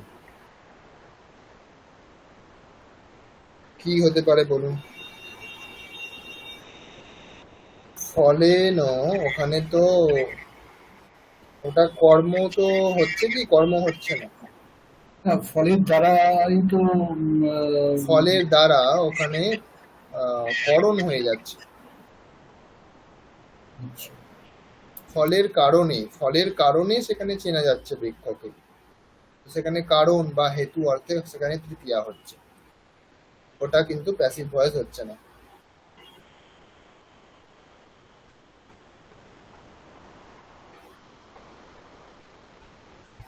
আর একটা বলবো, বালি হ্যাঁ বলুন। বালিকাভ্যাম সঙ্গীতম হুম, গীয়তে। বালিকা ভিহি। বালিকাভ্যাম দুজন বালিকা, আচ্ছা, বালিকাভ্যাম। ভ্যাম তারপর সঙ্গীতম হুম, গীয়তে। সঙ্গীতম গীয়তে। ঠিক, বালিকাভ্যাম সঙ্গীতম গীয়তে। ঠিক আছে। এবার আপনারা চেষ্টা করুন যাতে এখানে ক্রিয়াপদটার পুরুষ এবং যে বচন এগুলি যাতে পাল্টাতে পারি, এরকম চেষ্টা করুন। ওটা পাল্টাতে গেলে তো ওই মাঝেরটা মানে যেটা গান গাওয়া হচ্ছে বা সংস্কৃত পড়া হচ্ছে ওইটাকে ঠিক, বদলাতে হবে। ঠিক, কর্মকে এখানে পাল্টাতে হবে, কর্মকে এখানে আপনার পাল্টাতে হবে, তাহলেই ক্রিয়াপদ পাল্টাবে। কারণ এটা কর্মবাচ্য, কর্মকে দেখেই ক্রিয়াপদ হচ্ছে, তাহলে কর্মকে পাল্টালেই ক্রিয়াপদ পাল্টাবে। বচন পাল্টান অথবা পুরুষ পাল্টান, কিভাবে পাল্টাবেন দেখি, চেষ্টা করুন।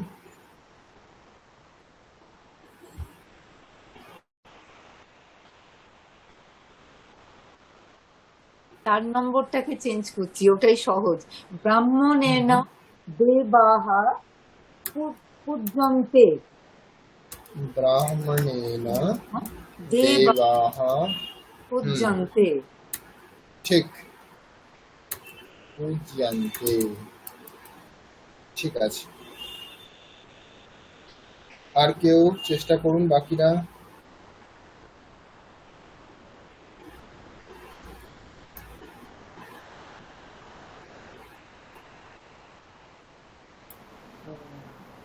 আমি একটা বলছি, লতা, হ্যাঁ। হ্যাঁ, লতা ভিহি, হুম, লতা ভিহি বা হুম, বালিকা, বালিকা ভিহি ওটা ভালো হবে। বালিকা লতার জায়গায় বালিকা ভিহি, হ্যাঁ, ঠিক আছে। বালিকা ভি ওটা ফলানি ফলানি, ফলানি খাদন্তি, এরকম আর কি। খাদন্তি হলে পরে তো অ্যাক্টিভ হয়ে গেল। ও, ওটা আবার খাদ্যতে হবে কি বালিকা হবে? ভি ফলানি খাদ্যতে। খাদ্যতে হলে তো এক বচন হয়ে গেল, এখানে অনেকগুলি ফল আছে। হবে। ওটার প্যাসিভটা করতে হয়। খাদ্যন্তে। হ্যাঁ, জফলা হয়ে যাবে, খাদ্যা, খাদ্য তারপরে বহু খাদ্যন্তি বচনে করতে হবে খাদ্যান্তে। তি হবে না, তি হলে তো হবে না, তাই না? আত্মনিপদ করতে হবে। আচ্ছা আচ্ছা, খাদ্যন্তে। হ্যাঁ, এখানে দেখুন পুরো আমরা যেখানে এক থেকে শুরু করেছি, এখানে প্রতিটাই দেখুন তে তে তে হয়ে এসছে, মানে আত্মনিপদ হয়ে এসছে। পুরোটাই কিন্তু আত্মনিপদ হবে। আমি বলেছি কর্মবাচ্য মানেই আত্মনিপদ। আচ্ছা আচ্ছা, ঠিক আছে। জফলা হবে এবং আত্মনিপদ হবে, এই দুটি বিষয় মনে রাখতে হবে। হুম। আচ্ছা ঠিক আছে, আরেকটা বলছি। বলুন। হুম, মানে একটা বালকেন বালকেন হুম বালকেন তারপরে ফলম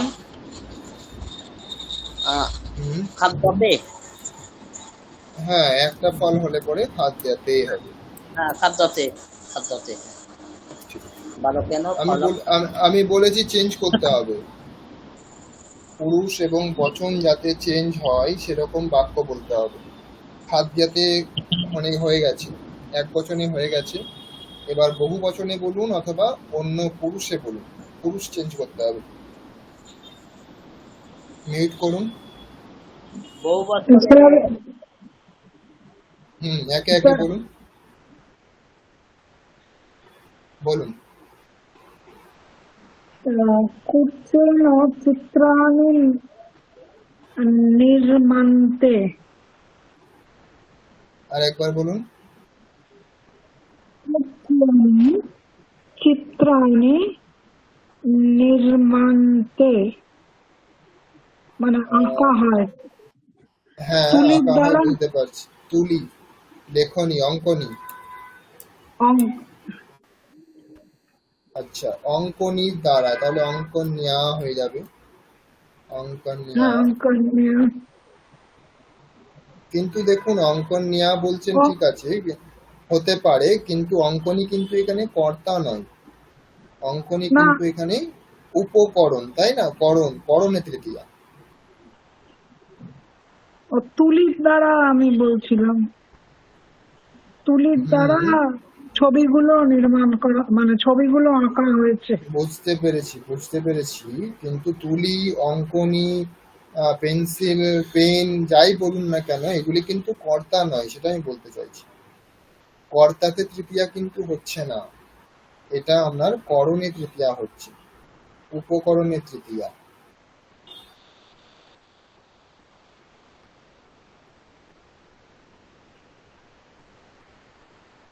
অঙ্কনী আঁকছে এরকম তো আপনি বলতে চাইছেন না, তাই না? অঙ্কনীর দ্বারা অন্য কেউ একজন হ্যাঁ আঁকছে। হ্যাঁ, আচ্ছা।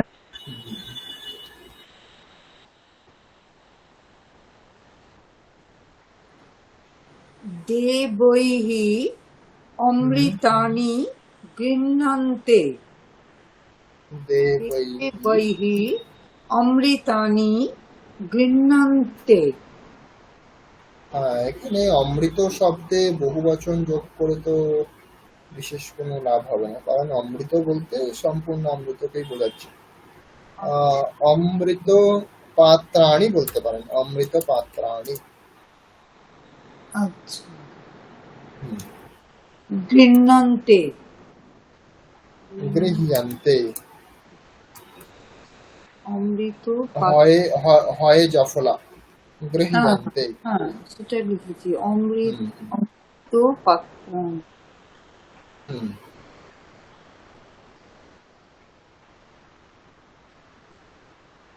এক বচনে হলে হবে গৃহ্যতে, বহু বচনে হবে গৃহ্যন্তে।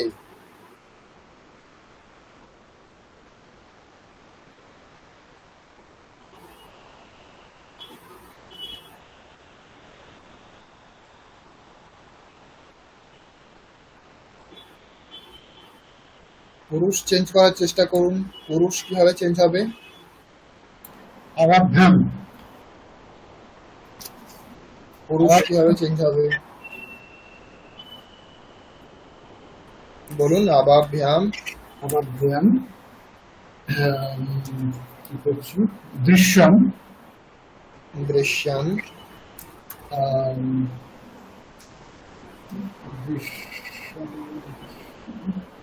দৃশ্যমতে হবে না, না দৃশ্যমতে হবে না, দৃশ্যমতে চেঞ্জ করতে হবে।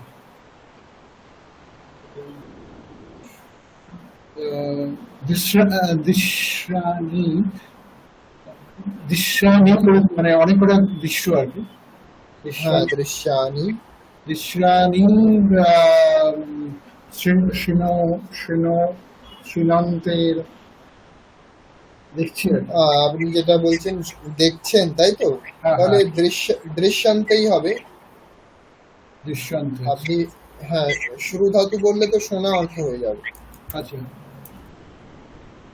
হ্যাঁ এখানে আপনার বচন চেঞ্জ হলো, কিন্তু এখানে পুরুষ চেঞ্জ কিন্তু হলো না। ক্রিয়ার পুরুষ চেঞ্জ কিন্তু এখনো হয়নি। কর্মের জায়গাতে পুরুষ চেঞ্জ করতে হবে, তবেই ক্রিয়ার পুরুষ চেঞ্জ হবে। কর্মের জায়গায় পুরুষ চেঞ্জ।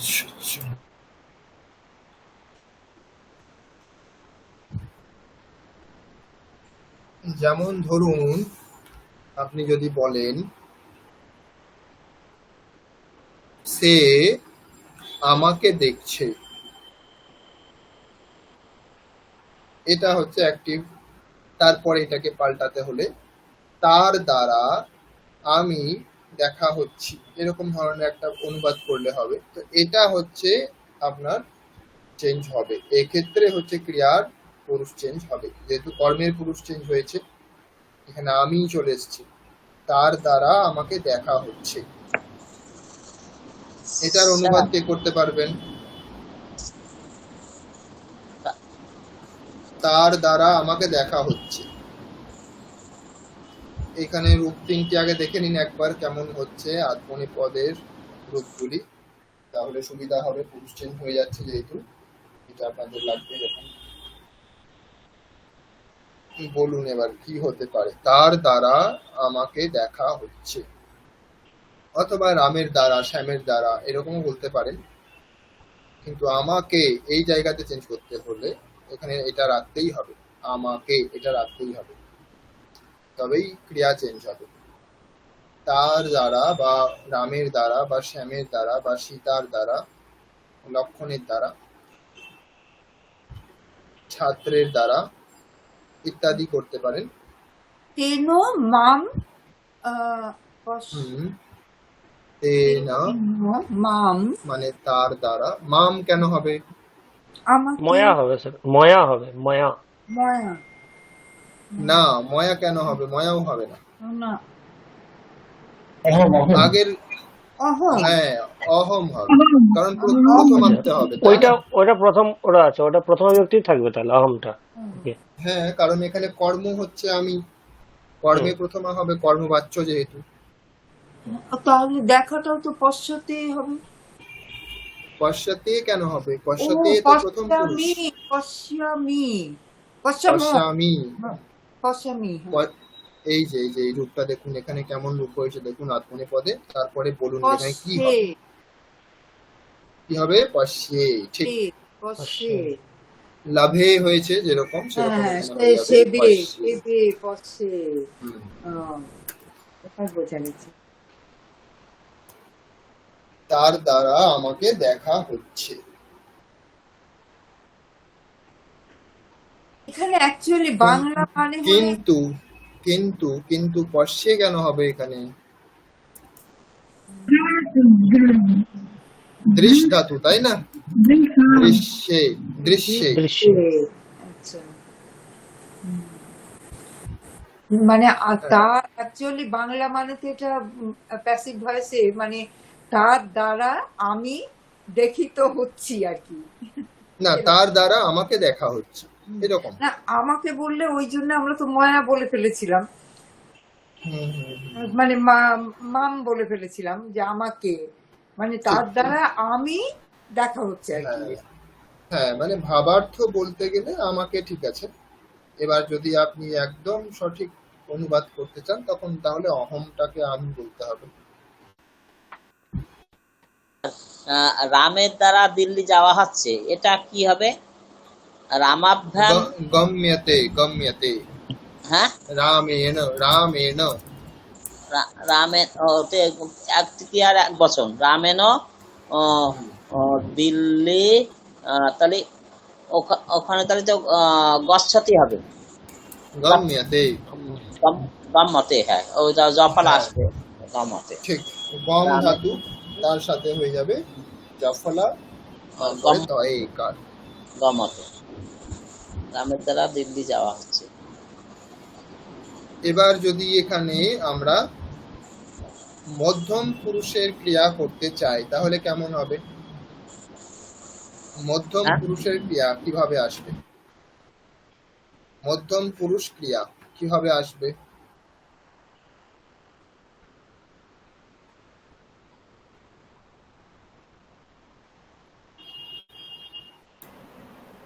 তাহলে ওরকম হবে। আহ, হুম, ময়া মায়া। ময়া তখন তাকে তো যুগাম যুগাম দৃশ্যতে, দৃশ্য হচ্ছে ময়া, তো ময়া মানে হচ্ছে ওটাতে, ওটা একবার দেখানো উপরেরটা, উপরে ওই হুম, এটা হচ্ছে গিয়ে ময়া, তো ময়া হচ্ছে প্রথমাকে অনুসরণ করে ক্রিয়া হবে সবসময়। ময়া এটা কিন্তু প্রথমা নয়। ওকে ওকে, হ্যাঁ যুগাম তো বলেছি, তাহলে যুগাম মানে হচ্ছে পরে একদম শেষেরটা দৃশ্য বহে, এরকম একটা হবে।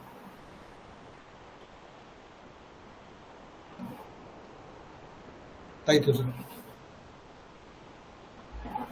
ত্বাং ইউবাম ইউয়াম, এটা কোন পুরুষ? এটা তো মধ্যম।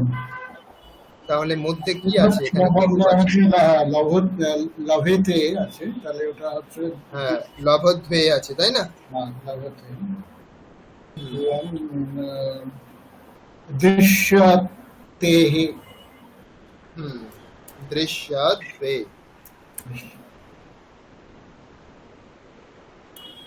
ঠিক আছে, আত্মনি পদটা মনে রাখতে হবে আপনাদের, আত্মনি পদের রূপ কেমন হয়।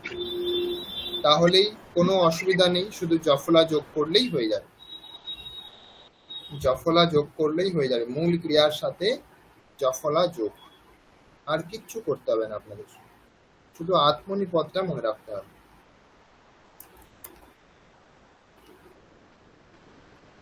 বলুন, আর কে বলবেন?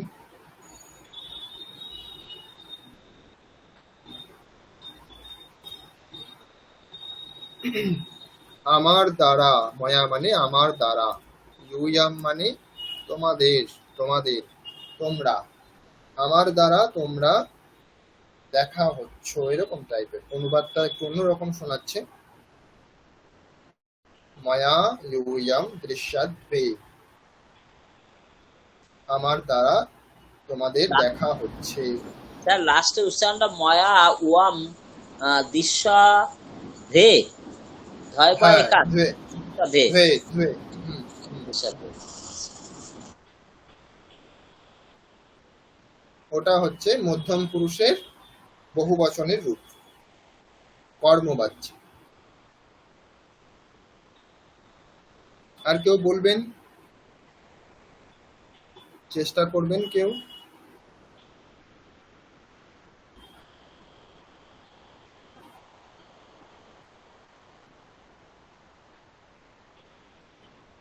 রোগী, রোগী শব্দরূপটা কি নদী শব্দের মতো হবে? রোগী? রোগী মানে যারা, মানে না না, ওটা নকারান্ত, গুণী শব্দের মতো হবে। মণি। গুণী গুণী, নকারান্ত। তাহলে রোগী বহু বচনে কি হবে? প্রথমার বহু বচনে রজ্ঞ, রোগী, রোগী নহ। রোগী নহ, রোগী নহ। সেবিকয়া রোগী হুম। নহ সেবদ্ধে।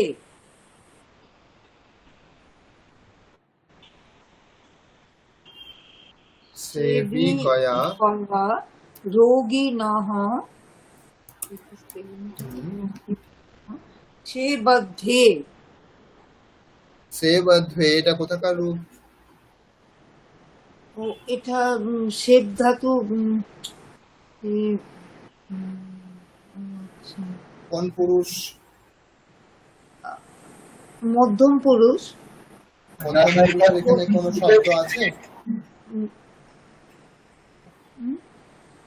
মধ্যম পুরুষের এখানে কোনো শব্দ আপনি বলেছেন? রোগী না বহু বচন, মধ্যম পুরুষের বহু বচন হবে না? মধ্যম পুরুষ কেন হবে? মধ্যম পুরুষ কেন হবে, সেটা আমার প্রশ্ন।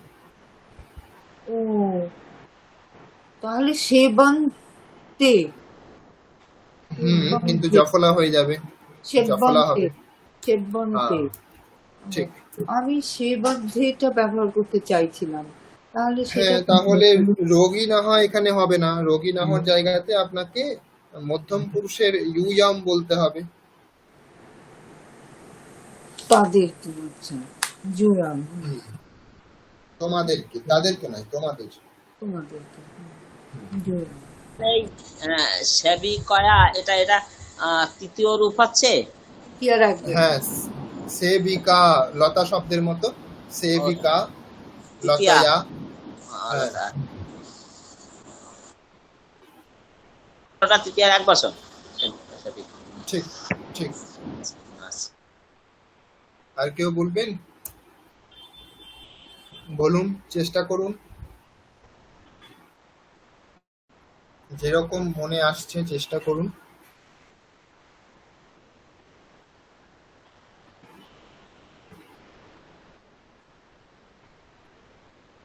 আচ্ছা, চলুন তাহলে আমরা পরের বিষয়ে যাচ্ছি। ভাব বাচ্য।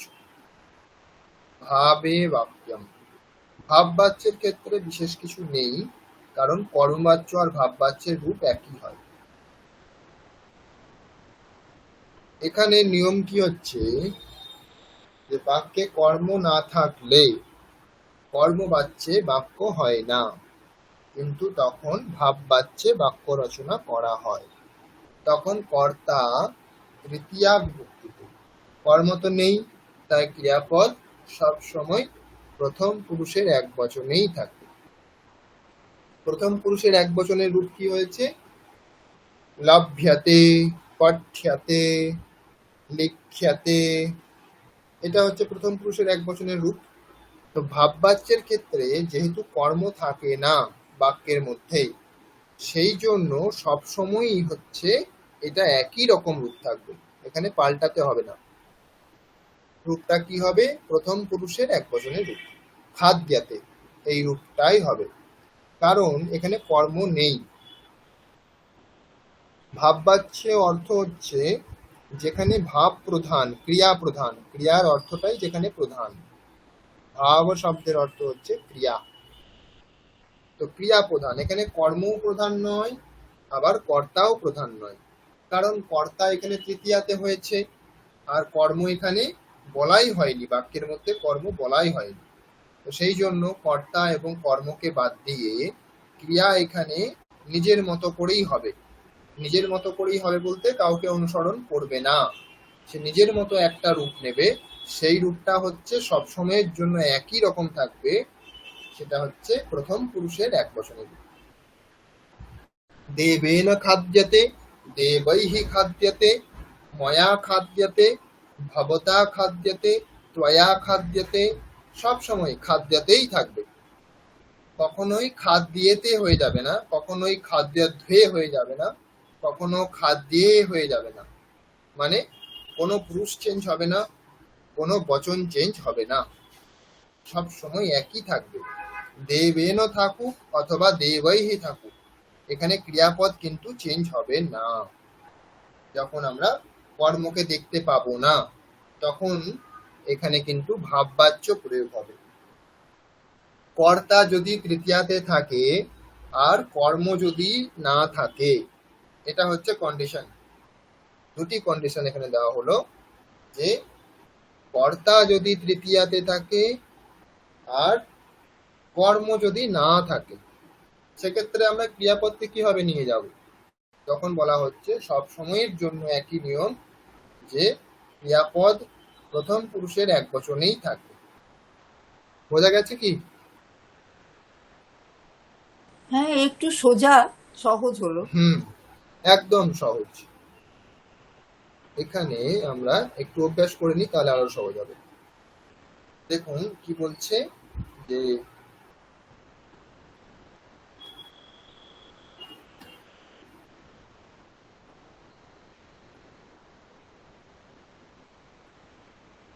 কর্তা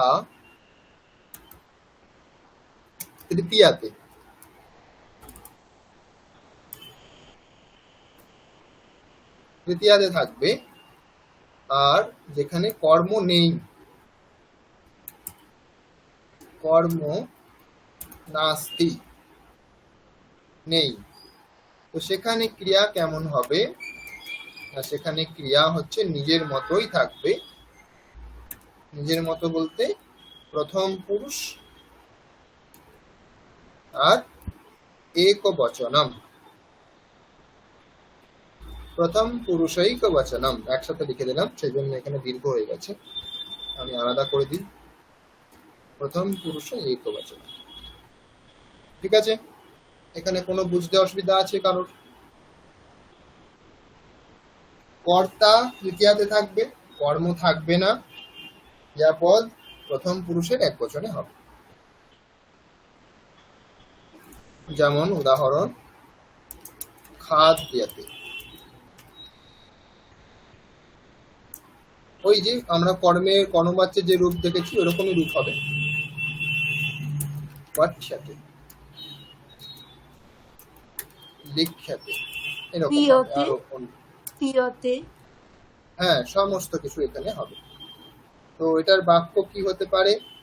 ময়া প্রিয়াতে, আমার দ্বারা দেখা হচ্ছে। ত্বয়া দৃশ্যতে, তোমার দ্বারা দেখা হচ্ছে। তারপরে আমাদের দ্বারা, अस्माभिः হাস্যতে, হাসা হচ্ছে। তারপর তাদের দ্বারা, তৈহি গম্যতে, সব জায়গাতেই কিন্তু এক বচনে প্রয়োগ হবে। গম্যতে, হাস্যতে, দৃশ্যতে, পীয়তে, কারণ এখানে দুটি কন্ডিশন মিলে যাচ্ছে, যে কর্তা আছে কিন্তু তৃতীয়াতে আর কর্ম নেই, সেই জন্য ক্রিয়া সবসময় একই রকম হবে, প্রথম পুরুষ একবচন, প্রথম পুরুষ একবচন, প্রথম পুরুষ একবচন। তাহলে এরকম দু তিনটি উদাহরণ বলুন, তারপরে আমরা পরের বিষয়ে যাব।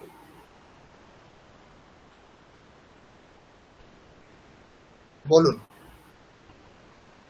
শিশুভিः নিদ্রিয়তে, শিশুভিः নিদ্রিয়তে, নিদ্রা যাচ্ছে। ঠিক, নিদ্রিয়াতে, ঠিক। আর কেউ বলবেন? বলুন।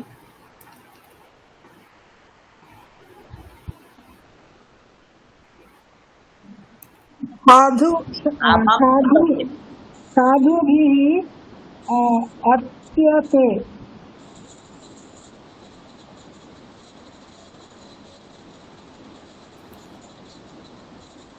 এক মিনিট।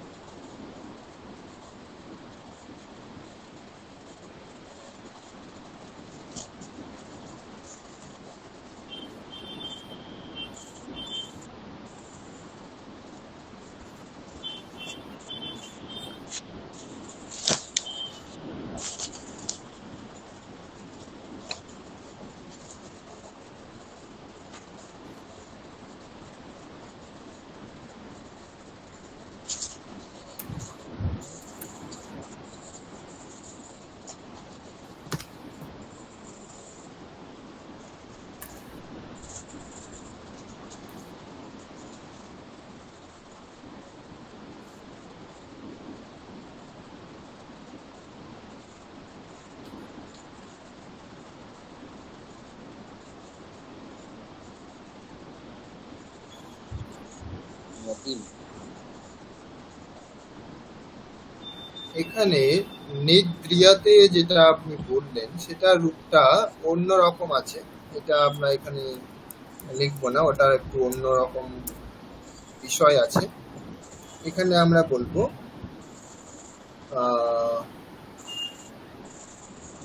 সুপ্রিয়াতে, স্বপিতি যেরকম রূপটা হয় সেটার আমরা এখানে রূপ নেব। ঠিক আছে, এখানে নিদ্রা শব্দের রূপটা আমরা নেব না। সুপয়তে, সুপ্রিয়াতে, সুপ্রিয়াতে, ওটা পয়জা ফলা। হ্যাঁ পয়ে যখন সুপ্রিয়াতে। সুপতে। হ্যাঁ, তারপরে কে কি বলছিলেন বলুন।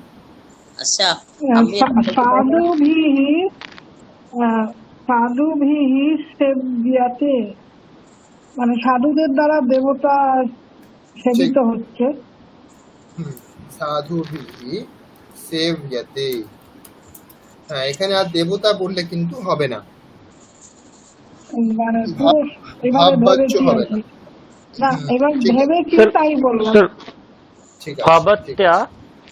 হুম, ভবত্যা হ্যাঁ আপনার পশ্যতে, দ্বারা পশ্যতে, দৃশ্যতে, দৃশ্যতে, দৃশ্যতে, হ্যাঁ দৃশ্যতে। ঠিক। ওটা কর্তৃবাচ্যে হয় পশ্যতি, কিন্তু হুম। এখানে কর্মবাচ্যে হবে দৃশ্যতে, একটু অন্যরকম।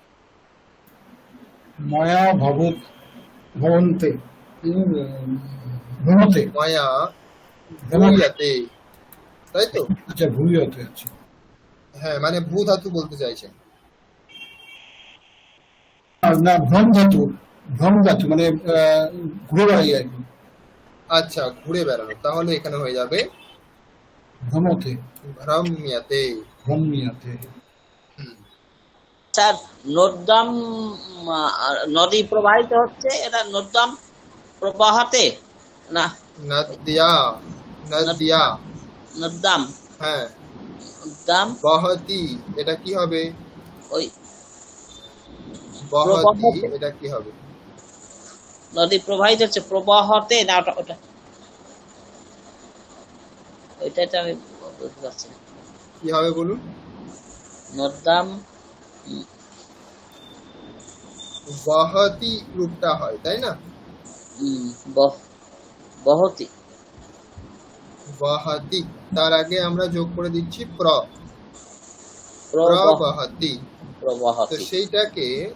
সেটাকে আমরা এবার পরবাচ্য করব, আর এটা রূপটা হচ্ছে একটু অন্যরকম হয়। এখানে ব আর ব থাকে না, এখানে হয়ে যায় উহিয়াতে, হয়ে যায় উ, হয়ে যায় উ, বটা উ হয়ে যায়, একটু অন্যরকম। তাহলে এখানে হয়ে যাবে প্রহিয়াতে। ঠিক আছে, তো আমরা প্রটা বাদ দিয়ে দিচ্ছি, এখানে আমরা উহিয়াতে বলবো, মানে বহতি, বহতি থেকে উহিয়াতে, নদী বাহিত হচ্ছে। আর কেউ বলবেন? বালকাভ্যাম খাদ্যতে, বালকাভ্যাম মানে দুই বচনে, হ্যাঁ খাদ্যতে। বালকাভ্যাম খাদ্যতে। এখানে কোনো পরিবর্তন হবে না, একই থাকবে।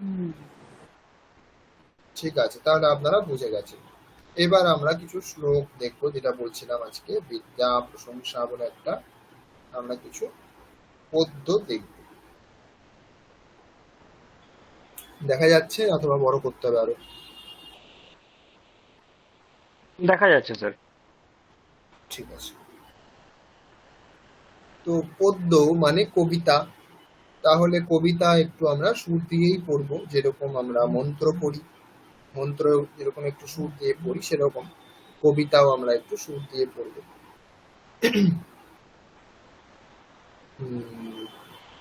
সুরটাকে আমি একটু কম করেই বলছি, আপনাদের বুঝতে অসুবিধা হবে। বিদ্যা দদাতি বিনয়ম, বিনয়াদ याति पात्रताम, पात्रत्वाद धनम आपनोति, धनात् धर्मस्ततः सुखम। তো এটা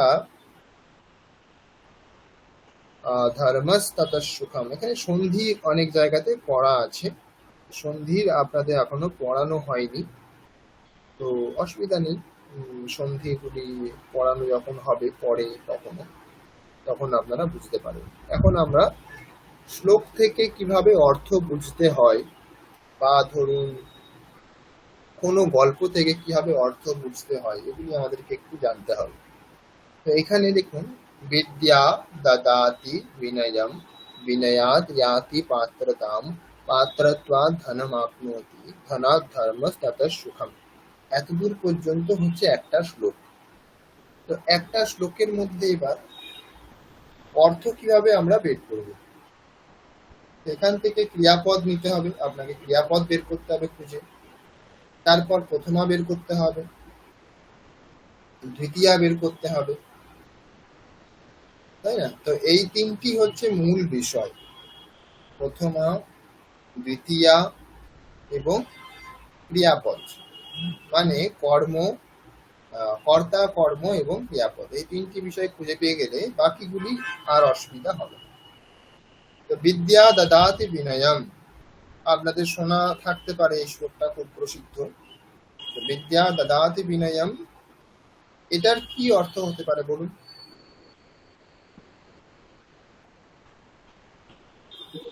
বিদ্যা শিক্ষার দ্বারা বিনয় দান বিনয় করে, আসে, মানে শিক্ষা বিনয় শিক্ষা দান বিনয়। করে। বিদ্যা বিনয় দান করছে। ঠিক, করে, করছে এখানে বলবো না, করে, ঠিক আছে?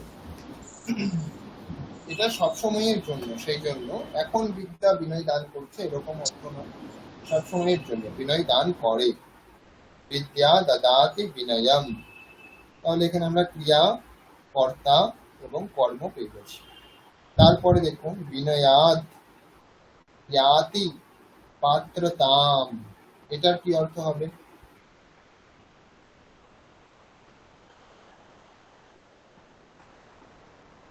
পাত্রতাম याति বিনয়াদ, বিনয়াদ याति পাত্রতাম, এখানে ক্রিয়াপদের কি অর্থ?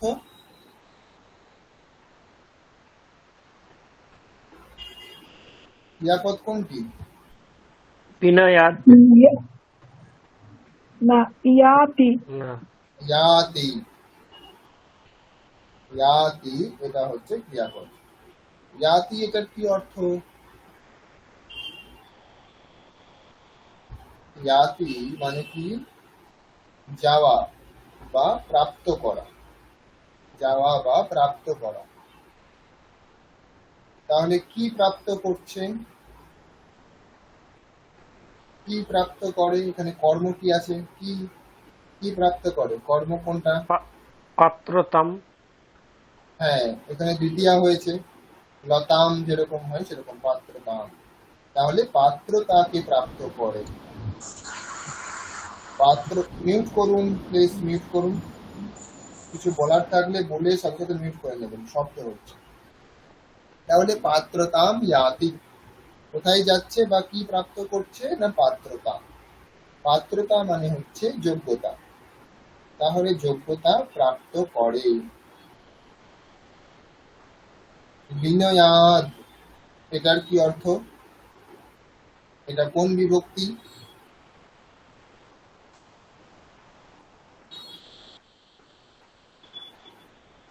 বিনয়াদ এটা কোন বিভক্তি হবে? রামাত, পঞ্চমী। ফলাত। তা পঞ্চমী হ্যাঁ, বিভক্তি, পঞ্চমী। পঞ্চমী। তো এর এখানে একদম। হ্যাঁ ঠিক আছে, তাহলে বিনয়াদ এটা ত হসন্ত হতে পারে, দ হসন্ত হতে পারে, দুই রকমই হতে পারে। বিনয়াদ তাহলে পঞ্চমী মানে থেকে অর্থ। তাহলে বিনয় থেকে, বিনয় থেকে পাত্রতা পাওয়া যায়, যোগ্যতা প্রাপ্ত হয়। বিদ্যা বিনয় দেয়, বিনয় থেকে যোগ্যতা প্রাপ্ত হয়। এটা হলো প্রথম লাইনের অর্থ। পাত্রতা মানে যোগ্যতা, জ্ঞাতি মানে প্রাপ্ত করে, আর বিনয়াদ মানে বিনয় থেকে, এটা হলো। তারপরের লাইনে হচ্ছে পাত্রত্বাদ ধনম আপনৌতি। তাহলে আপনৌতি মানে কি? আপনৌতি প্রাপ্নৌতি একই অর্থ। আপনৌতি প্রাপ্নৌতি কি অর্থ হলো তাহলে? প্রাপ্ত করা। তাহলে কি প্রাপ্ত করে? এখানে কর্ম কোনটি? ধনম। ধনম। ধনামটা কর্ম। ঠিক, তাহলে ধন সম্পত্তি প্রাপ্ত হয় কোথা থেকে? যোগ্যতা থেকে, প্রাপ্ততা। ঠিক ঠিক ঠিক, প্রাপ্ত। পাত্রত্ব, পাত্রত্ব যেরকম মনুষ্যত্ব, তারপরে আমরা বলে থাকি আরো অন্যান্য যে সমস্ত। ত্ব মানে হচ্ছে এখানে যেরকম ভাব, ত্ব মানে হচ্ছে ভাব, মনুষ্যত্ব মানে মানুষের ভাব স্বভাব। তো পাত্রত্ব মানে হচ্ছে পাত্রের স্বভাব। তাহলে যোগ্যতার স্বভাব, তো যোগ্যতা থেকে পঞ্চমী হয়েছে যেহেতু পাত্রত্বাদ পঞ্চমী, তাহলে যোগ্যতা থেকে ধনম আপনৌতি, ধন সম্পত্তি প্রাপ্ত হয় বা করে, প্রাপ্ত করে, হয় অর্থ নয়, প্রাপ্ত করে। তারপরে হচ্ছে ধনাৎ ধর্মঃ দত সুখম। এটার কি অর্থ? ধনাৎ ধর্মঃ তত সুখম, এটার কি অর্থ? চেষ্টা করুন বলার।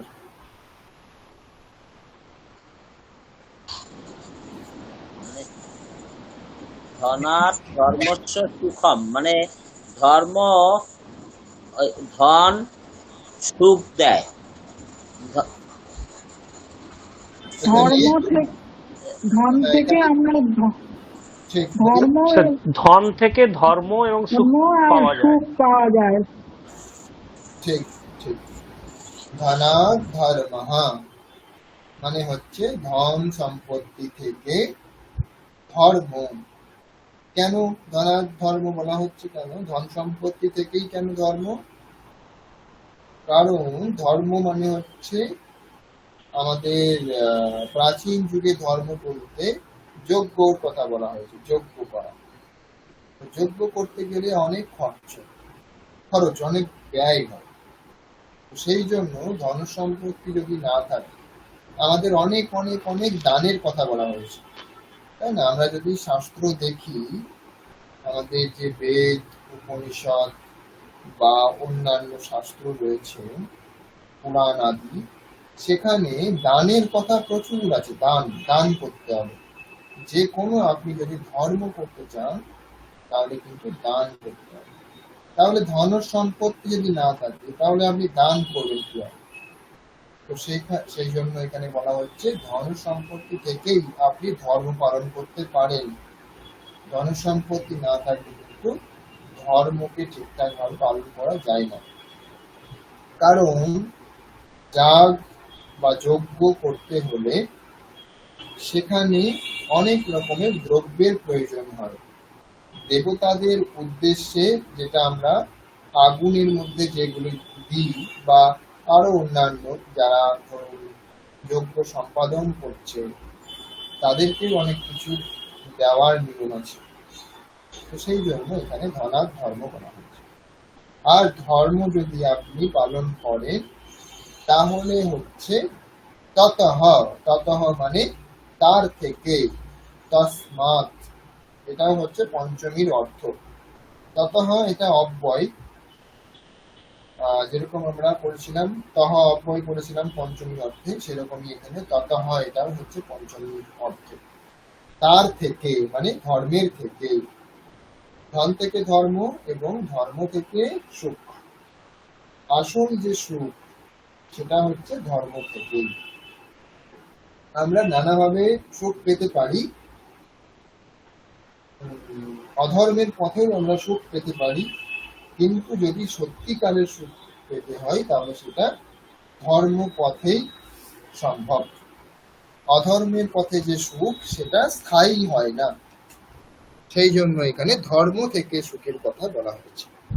তাহলে আমরা এখানে ছোট ছোট বাক্যগুলি আমরা কিন্তু অর্থ বুঝতে পারছি, তাই না? সংস্কৃত আমরা এতদিন পড়েছি, এবার আমরা কিন্তু এখানে বুঝতে পারছি যে কি রকম ভাবে শ্লোক থেকে অর্থ বের করতে হবে। এর পরেরটাই যাব আমরা।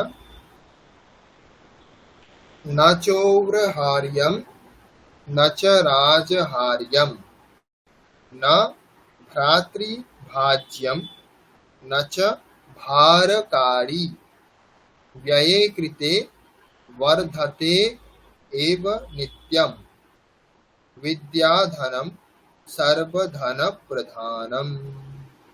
একদম শেষে চলে আসুন, বিদ্যাধনম সর্বধন প্রধানম। এটা আমরা সকলেই বুঝতে পারছি কি অর্থ। বিদ্যাধন সমস্ত ধনের মধ্যে প্রধান, সমস্ত ধন প্রধান, সর্বধন প্রধানম। তো এটাই বলতে চাইছে, বাকিগুলি আরো বিশেষভাবে বলছে। কি বলছে? ব্যয়ে কৃতে, যদি ব্যয় করা হয়, সপ্তমীতে প্রয়োগ হয়েছে। সপ্তমী স্থান বোঝাতে পারে, অথবা আর কি বোঝাতে পারে আমরা পড়েছিলাম। সপ্তমীর কি কি অর্থ পড়েছিলাম আমরা?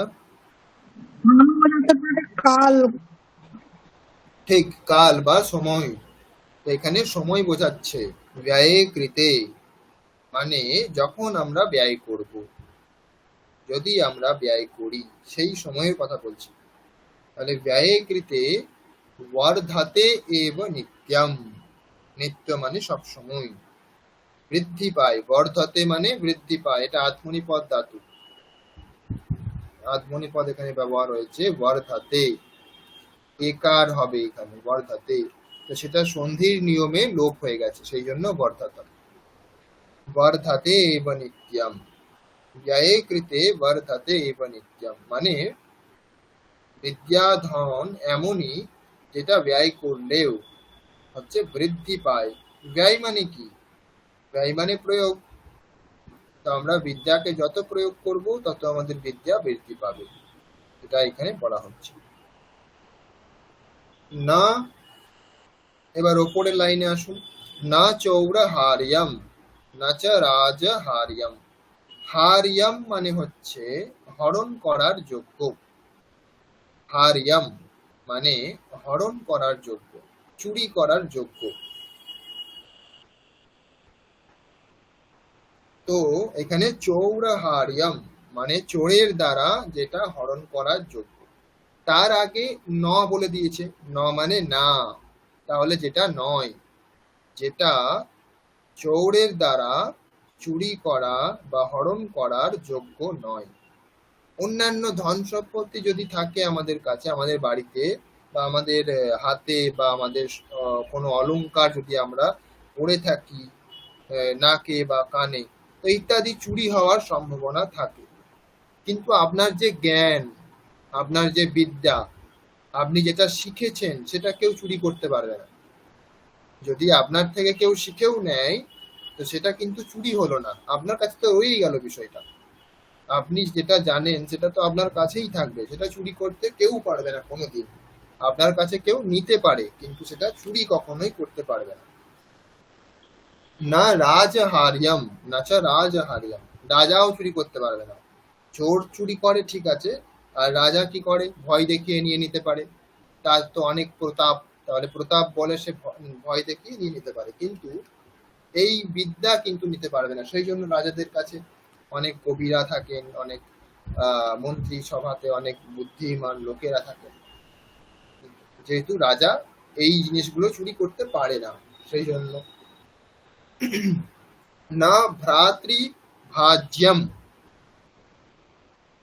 আমরা অনেক সময় পিতার কাছ থেকে বা পূর্বপুরুষদের কাছ থেকে অনেক জমি জায়গা পেয়ে থাকি, জমি জায়গা সম্পত্তি। তো সেগুলি কি হয়, পিতার যে কোনো এক পুত্র পায় এরকম তো নয়, সকল পুত্রের মধ্যে ভাগ হয়ে যায়, তো তখন ভাইদের মধ্যে ভাগ হয়ে যায়। কিন্তু এটা এমন একটা বিদ্যা যেটা কিন্তু ভাগ হয় না, আপনি যেটা অর্জন করবেন সেটা আপনারই থাকবে। সেই জন্য বলছে এখানে না ভ্রাতৃভাজ্যম, ভাইদের মধ্যেও এটা ভাগ করার যোগ্য নয়।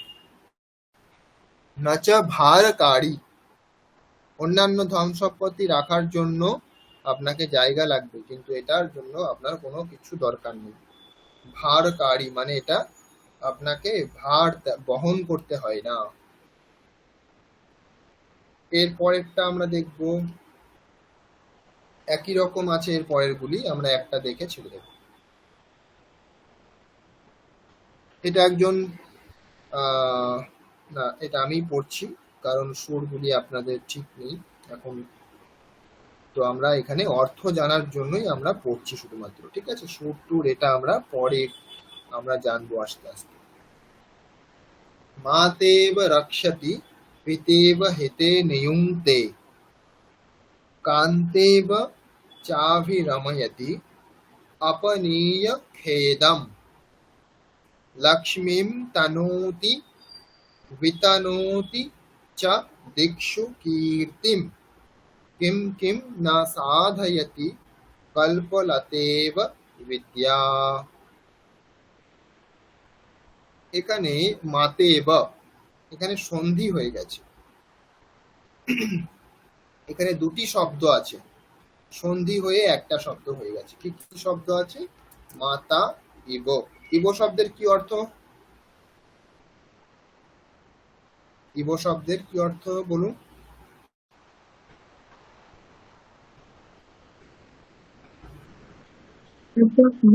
রক্ষা করা, রক্ষা। ইব, ইব শব্দের কি অর্থ? ও ইব মানে হচ্ছে মতো, মতো। এটা এবো নয়, ইবো, ঠিক আছে। ইবো হ্রস্ব ই, তো ইবো শব্দের অর্থ হচ্ছে মতো, কম্পেয়ার করার জন্য। তো মাতা ইব রক্ষতি, রক্ষা করে, যে মায়ের মতো রক্ষা করে। পিতার মতো, পিতেব। হিতে নিয়ুক্তে মানে হিত কাজে বা হিত কোনো কিছুতে, হিত বলতে ভালো, তো ভালো কিছুতে নিয়োগ করে। নিয়ুক্তে মানে নিয়োগ করে। পিতার মতো, পিতা যেরকম সদ উপদেশ দেয় সেরকম বিদ্যা, মাতা যেরকম রক্ষা করে সেরকম বিদ্যা। কান্তা ইব চ অভিরময়তি, অভিরময়তি, চ আছে তারপরে অভিরময়তি, এটা হচ্ছে ক্রিয়াপদ। চ আলাদা আর অভিরময়তি ক্রিয়া আলাদা, একসঙ্গে যোগ করা আছে এখানে সন্ধির নিয়মে। চাভিরময়তি, কান্তার মতো, কান্তা মানে পত্নী, কান্তা মানে পত্নী, তাহলে পত্নীর মতো কি করে? স্নেহ করে। বিদ্যা, বিদ্যা স্নেহ করে, কারণ বিদ্যার মধ্যেই সমস্ত কিছু রয়েছে। বিদ্যা যেরকম আপনাকে রক্ষা করে, সেই রকমই বিদ্যা থাকলে আপনার হিত, যেটা হিত অহিত বিষয়টা আপনি জানতে পারেন, সেই রকমই কান্তার মতো স্নেহ করে। তারপরে বলছে অপনীয় খেদম, সমস্ত খেদ দুঃখ আপনার দূর করে। অপনীয় মানে দূর করা, দূর করে কি করে? খেদম, কি দূর করে? খেদম, খেদ মানে দুঃখ। লক্ষ্মীম তানোতি, লক্ষ্মী মানে ধন সম্পত্তি, তানোতি মানে বিস্তার করে। তানোতি মানে বিস্তার করে, যেরকম শৃণোতি কারোতি যেরকম রূপ হয় সেরকম তনু ধাতু তানোতি। লক্ষ্মীম তানোতি, লক্ষ্মী মানে ধন সম্পত্তি। বিতানোতি চ দিক্ষু কীর্তিম, কীর্তি, কীর্তিকে কি করে? দিক্ষু চারিদিকে, দিক্ষু সপ্তমী বহুবচন, দিক শব্দের সপ্তমী বহুবচন দিক্ষু, দিক্ষু মানে দিকে দিকে, কীর্তিম কীর্তিকে বিতানোতি বিস্তার করে। তারপরে বলছে কিম কিম না সাধয়তি, কি কি না সাধন করে, কি কি না সাধন করে, কল্পলতা ইব বিদ্যা, কল্পলতার মতো বিদ্যা। কল্পলতা আমরা জানি কল্পবৃক্ষ, যার সামনে বা যার কাছে কোনো কিছু চাওয়া হলে সে সেটা পূরণ করে দেয়। তো সেই রকমই বিদ্যা হচ্ছে কল্পলতা। যদি আমরা বিদ্যার কাছে, বিদ্যার মাধ্যমে যদি আমরা কোনো কিছুকে পেতে চাই তাহলে সেটা অবশ্যই পূরণ হয়ে যায়, কিন্তু বিদ্যা অর্জন করতে হবে। তো সেই জন্য বলছে কিম কিম না সাধয়তি, কি কি না সাধন করে, তার মানে সমস্ত কিছুই সাধন করে, বিদ্যার দ্বারা সমস্ত কিছুই সাধন করা যায়, এটা এখানে বলা হচ্ছে। তো এইরকম ভাবে এখানে আরো দুটি শ্লোক আছে, বা আর একটি আছে সম্ভবত। তো এটা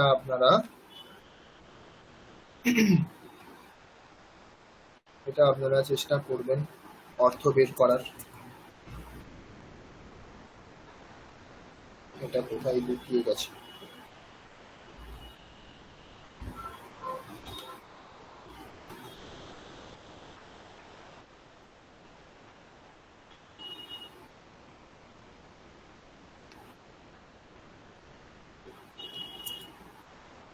ঠিক আছে, এটা আমি ঠিক করে দিয়ে দেবো আপনাদের।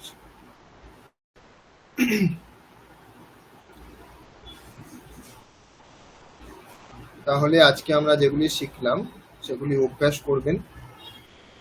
আর শঙ্কর স্যার মনে হয় গল্প পড়াচ্ছেন, তাই না? গল্প পড়াচ্ছেন? হ্যাঁ হ্যাঁ ঠিক, গল্প আপনারা ভালো করে প্র্যাকটিস করুন, গল্পের মধ্যেই সমস্ত কিছু আছে। আপনারা যা যা শিখছেন সেগুলি সব গল্পের মধ্যেই আছে, ব্যবহার করা আছে। তো সেখান থেকে আপনারা বের করার চেষ্টা করুন, যেগুলি শিখেছেন মেলানোর চেষ্টা করুন, তাহলে আপনাদের যেটা শিখছেন সেটা স্থায়ী হবে, নিয়মগুলি আপনারা ধরতে পারবেন। আর তাছাড়াও আপনাদের তো এই 4 মাস, তো সবেমাত্র 4 মাসও হয়নি এখন, এর মধ্যেই আপনারা শিখেছেন, এরকম যদি অনুভব হয়ে থাকে তাহলেই অনেক, শেখার তো এখন অনেক কিছুই বাকি আছে,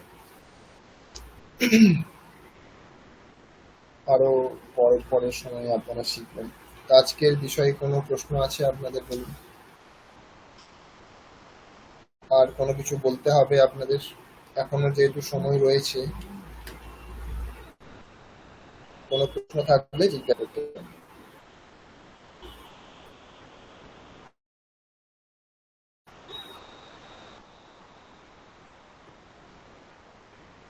বলুন।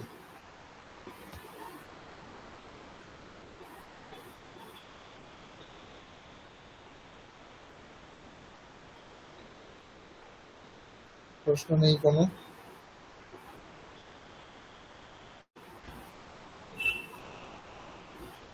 তাহলে আমরা শেষ করে দেব ক্লাস এখানে, শান্তি পাঠ করে। আপনাদের প্রায় শেষ হয়ে এসছে। আপনাদের যেহেতু শুরু কবে হয়েছিল আপনাদের? সম্ভবত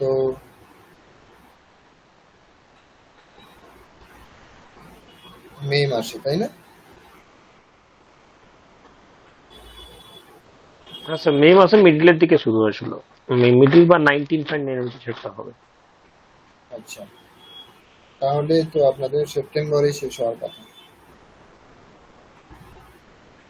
জুন, জুলাই, আগস্ট, সেপ্টেম্বরে তো আপনাদের 4 মাস হয়ে যাচ্ছে। প্রশ্ন আছে স্যার। বলুন। বলছি সংস্কৃত টপ পার্টটা কি পড়ানো হচ্ছে স্যার, ওটা করতে? কোনটা? সংস্কৃত স্তব পাঠ।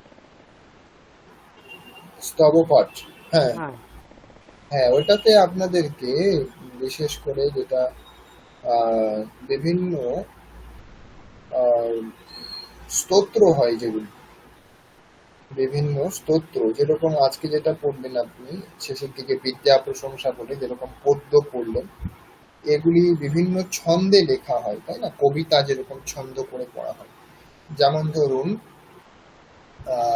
কৃষ্ণাষ্টকম আছে, অথবা বিভিন্ন সামাজিক বিষয়েও অনেক স্তোত্র ইত্যাদি আছে, দেবদেবী ছাড়াও।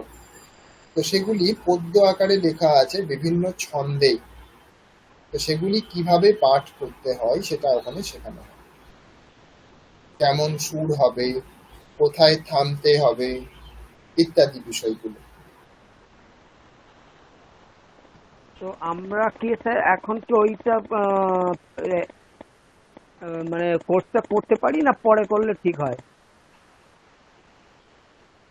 আপনার যদি সময় থাকে তাহলে আপনি যখন খুশি করতে পারেন। আপনার যদি মনে হয় যে আপনি এখন এটাতে সময় দিতে পারছেন ভালোভাবে, তাহলে আপনার জন্য ওটাও চলবে একসাথেই।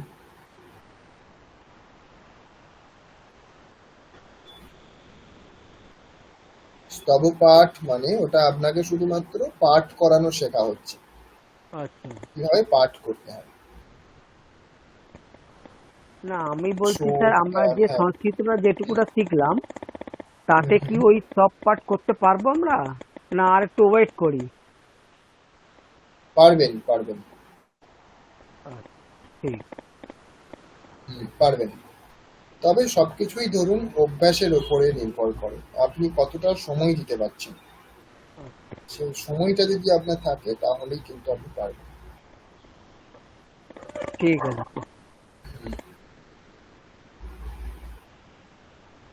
ঠিক আছে, আমরা তাহলে আজকে শেষ করছি এখানে। আপনারা পরীক্ষার জন্য এবার প্রস্তুতি নিন, একদম পুরোনো বিষয়গুলিও আরেকবার দেখতে হবে আপনাদের। আর আমরা হয়তো আর একটি বা দুটি করে ক্লাস হবে সকলের, মানে 2-3 সপ্তাহের মধ্যে মনে হচ্ছে শেষ হয়ে যাবে। পরীক্ষার বা ব্যাপারে আলোচনা করে দিবেন। পরীক্ষার ব্যাপারে আলোচনা আমরা পরে শেষের দিকেই করব। এখন আমরা আরো 2-3টি ক্লাস আমরা আরো একটু পড়ে নেব।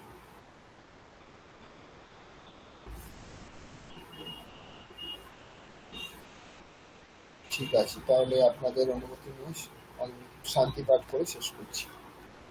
ওম আপ্যায়ন্তু মমাঙ্গানি বা প্রাণশ্চক্ষুশ্রোত্রমথো बलमिन्द्रियाणि च सर्वाणि सर्वं ब्रह्मोपनिषदं माहं ब्रह्म निराकुर्याम् मा ब्रह्म निराकरोत् अनिराकरणमस्तु निराकरणं मे अस्तु तदात्मनि निरते य उपनिषत्सु धर्मास्ते मयि सन्तु ते मयि सन्तु।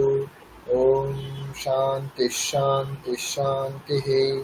हरि ओम तत्सत्। শ্রীরামকৃষ্ণার্পণমস্তু। ঠিক আছে, সকলকে ধন্যবাদ। প্র্যাকটিস করতে থাকুন, পরের ক্লাসে আবার দেখা হবে। Thank you sir. সকলকে ধন্যবাদ।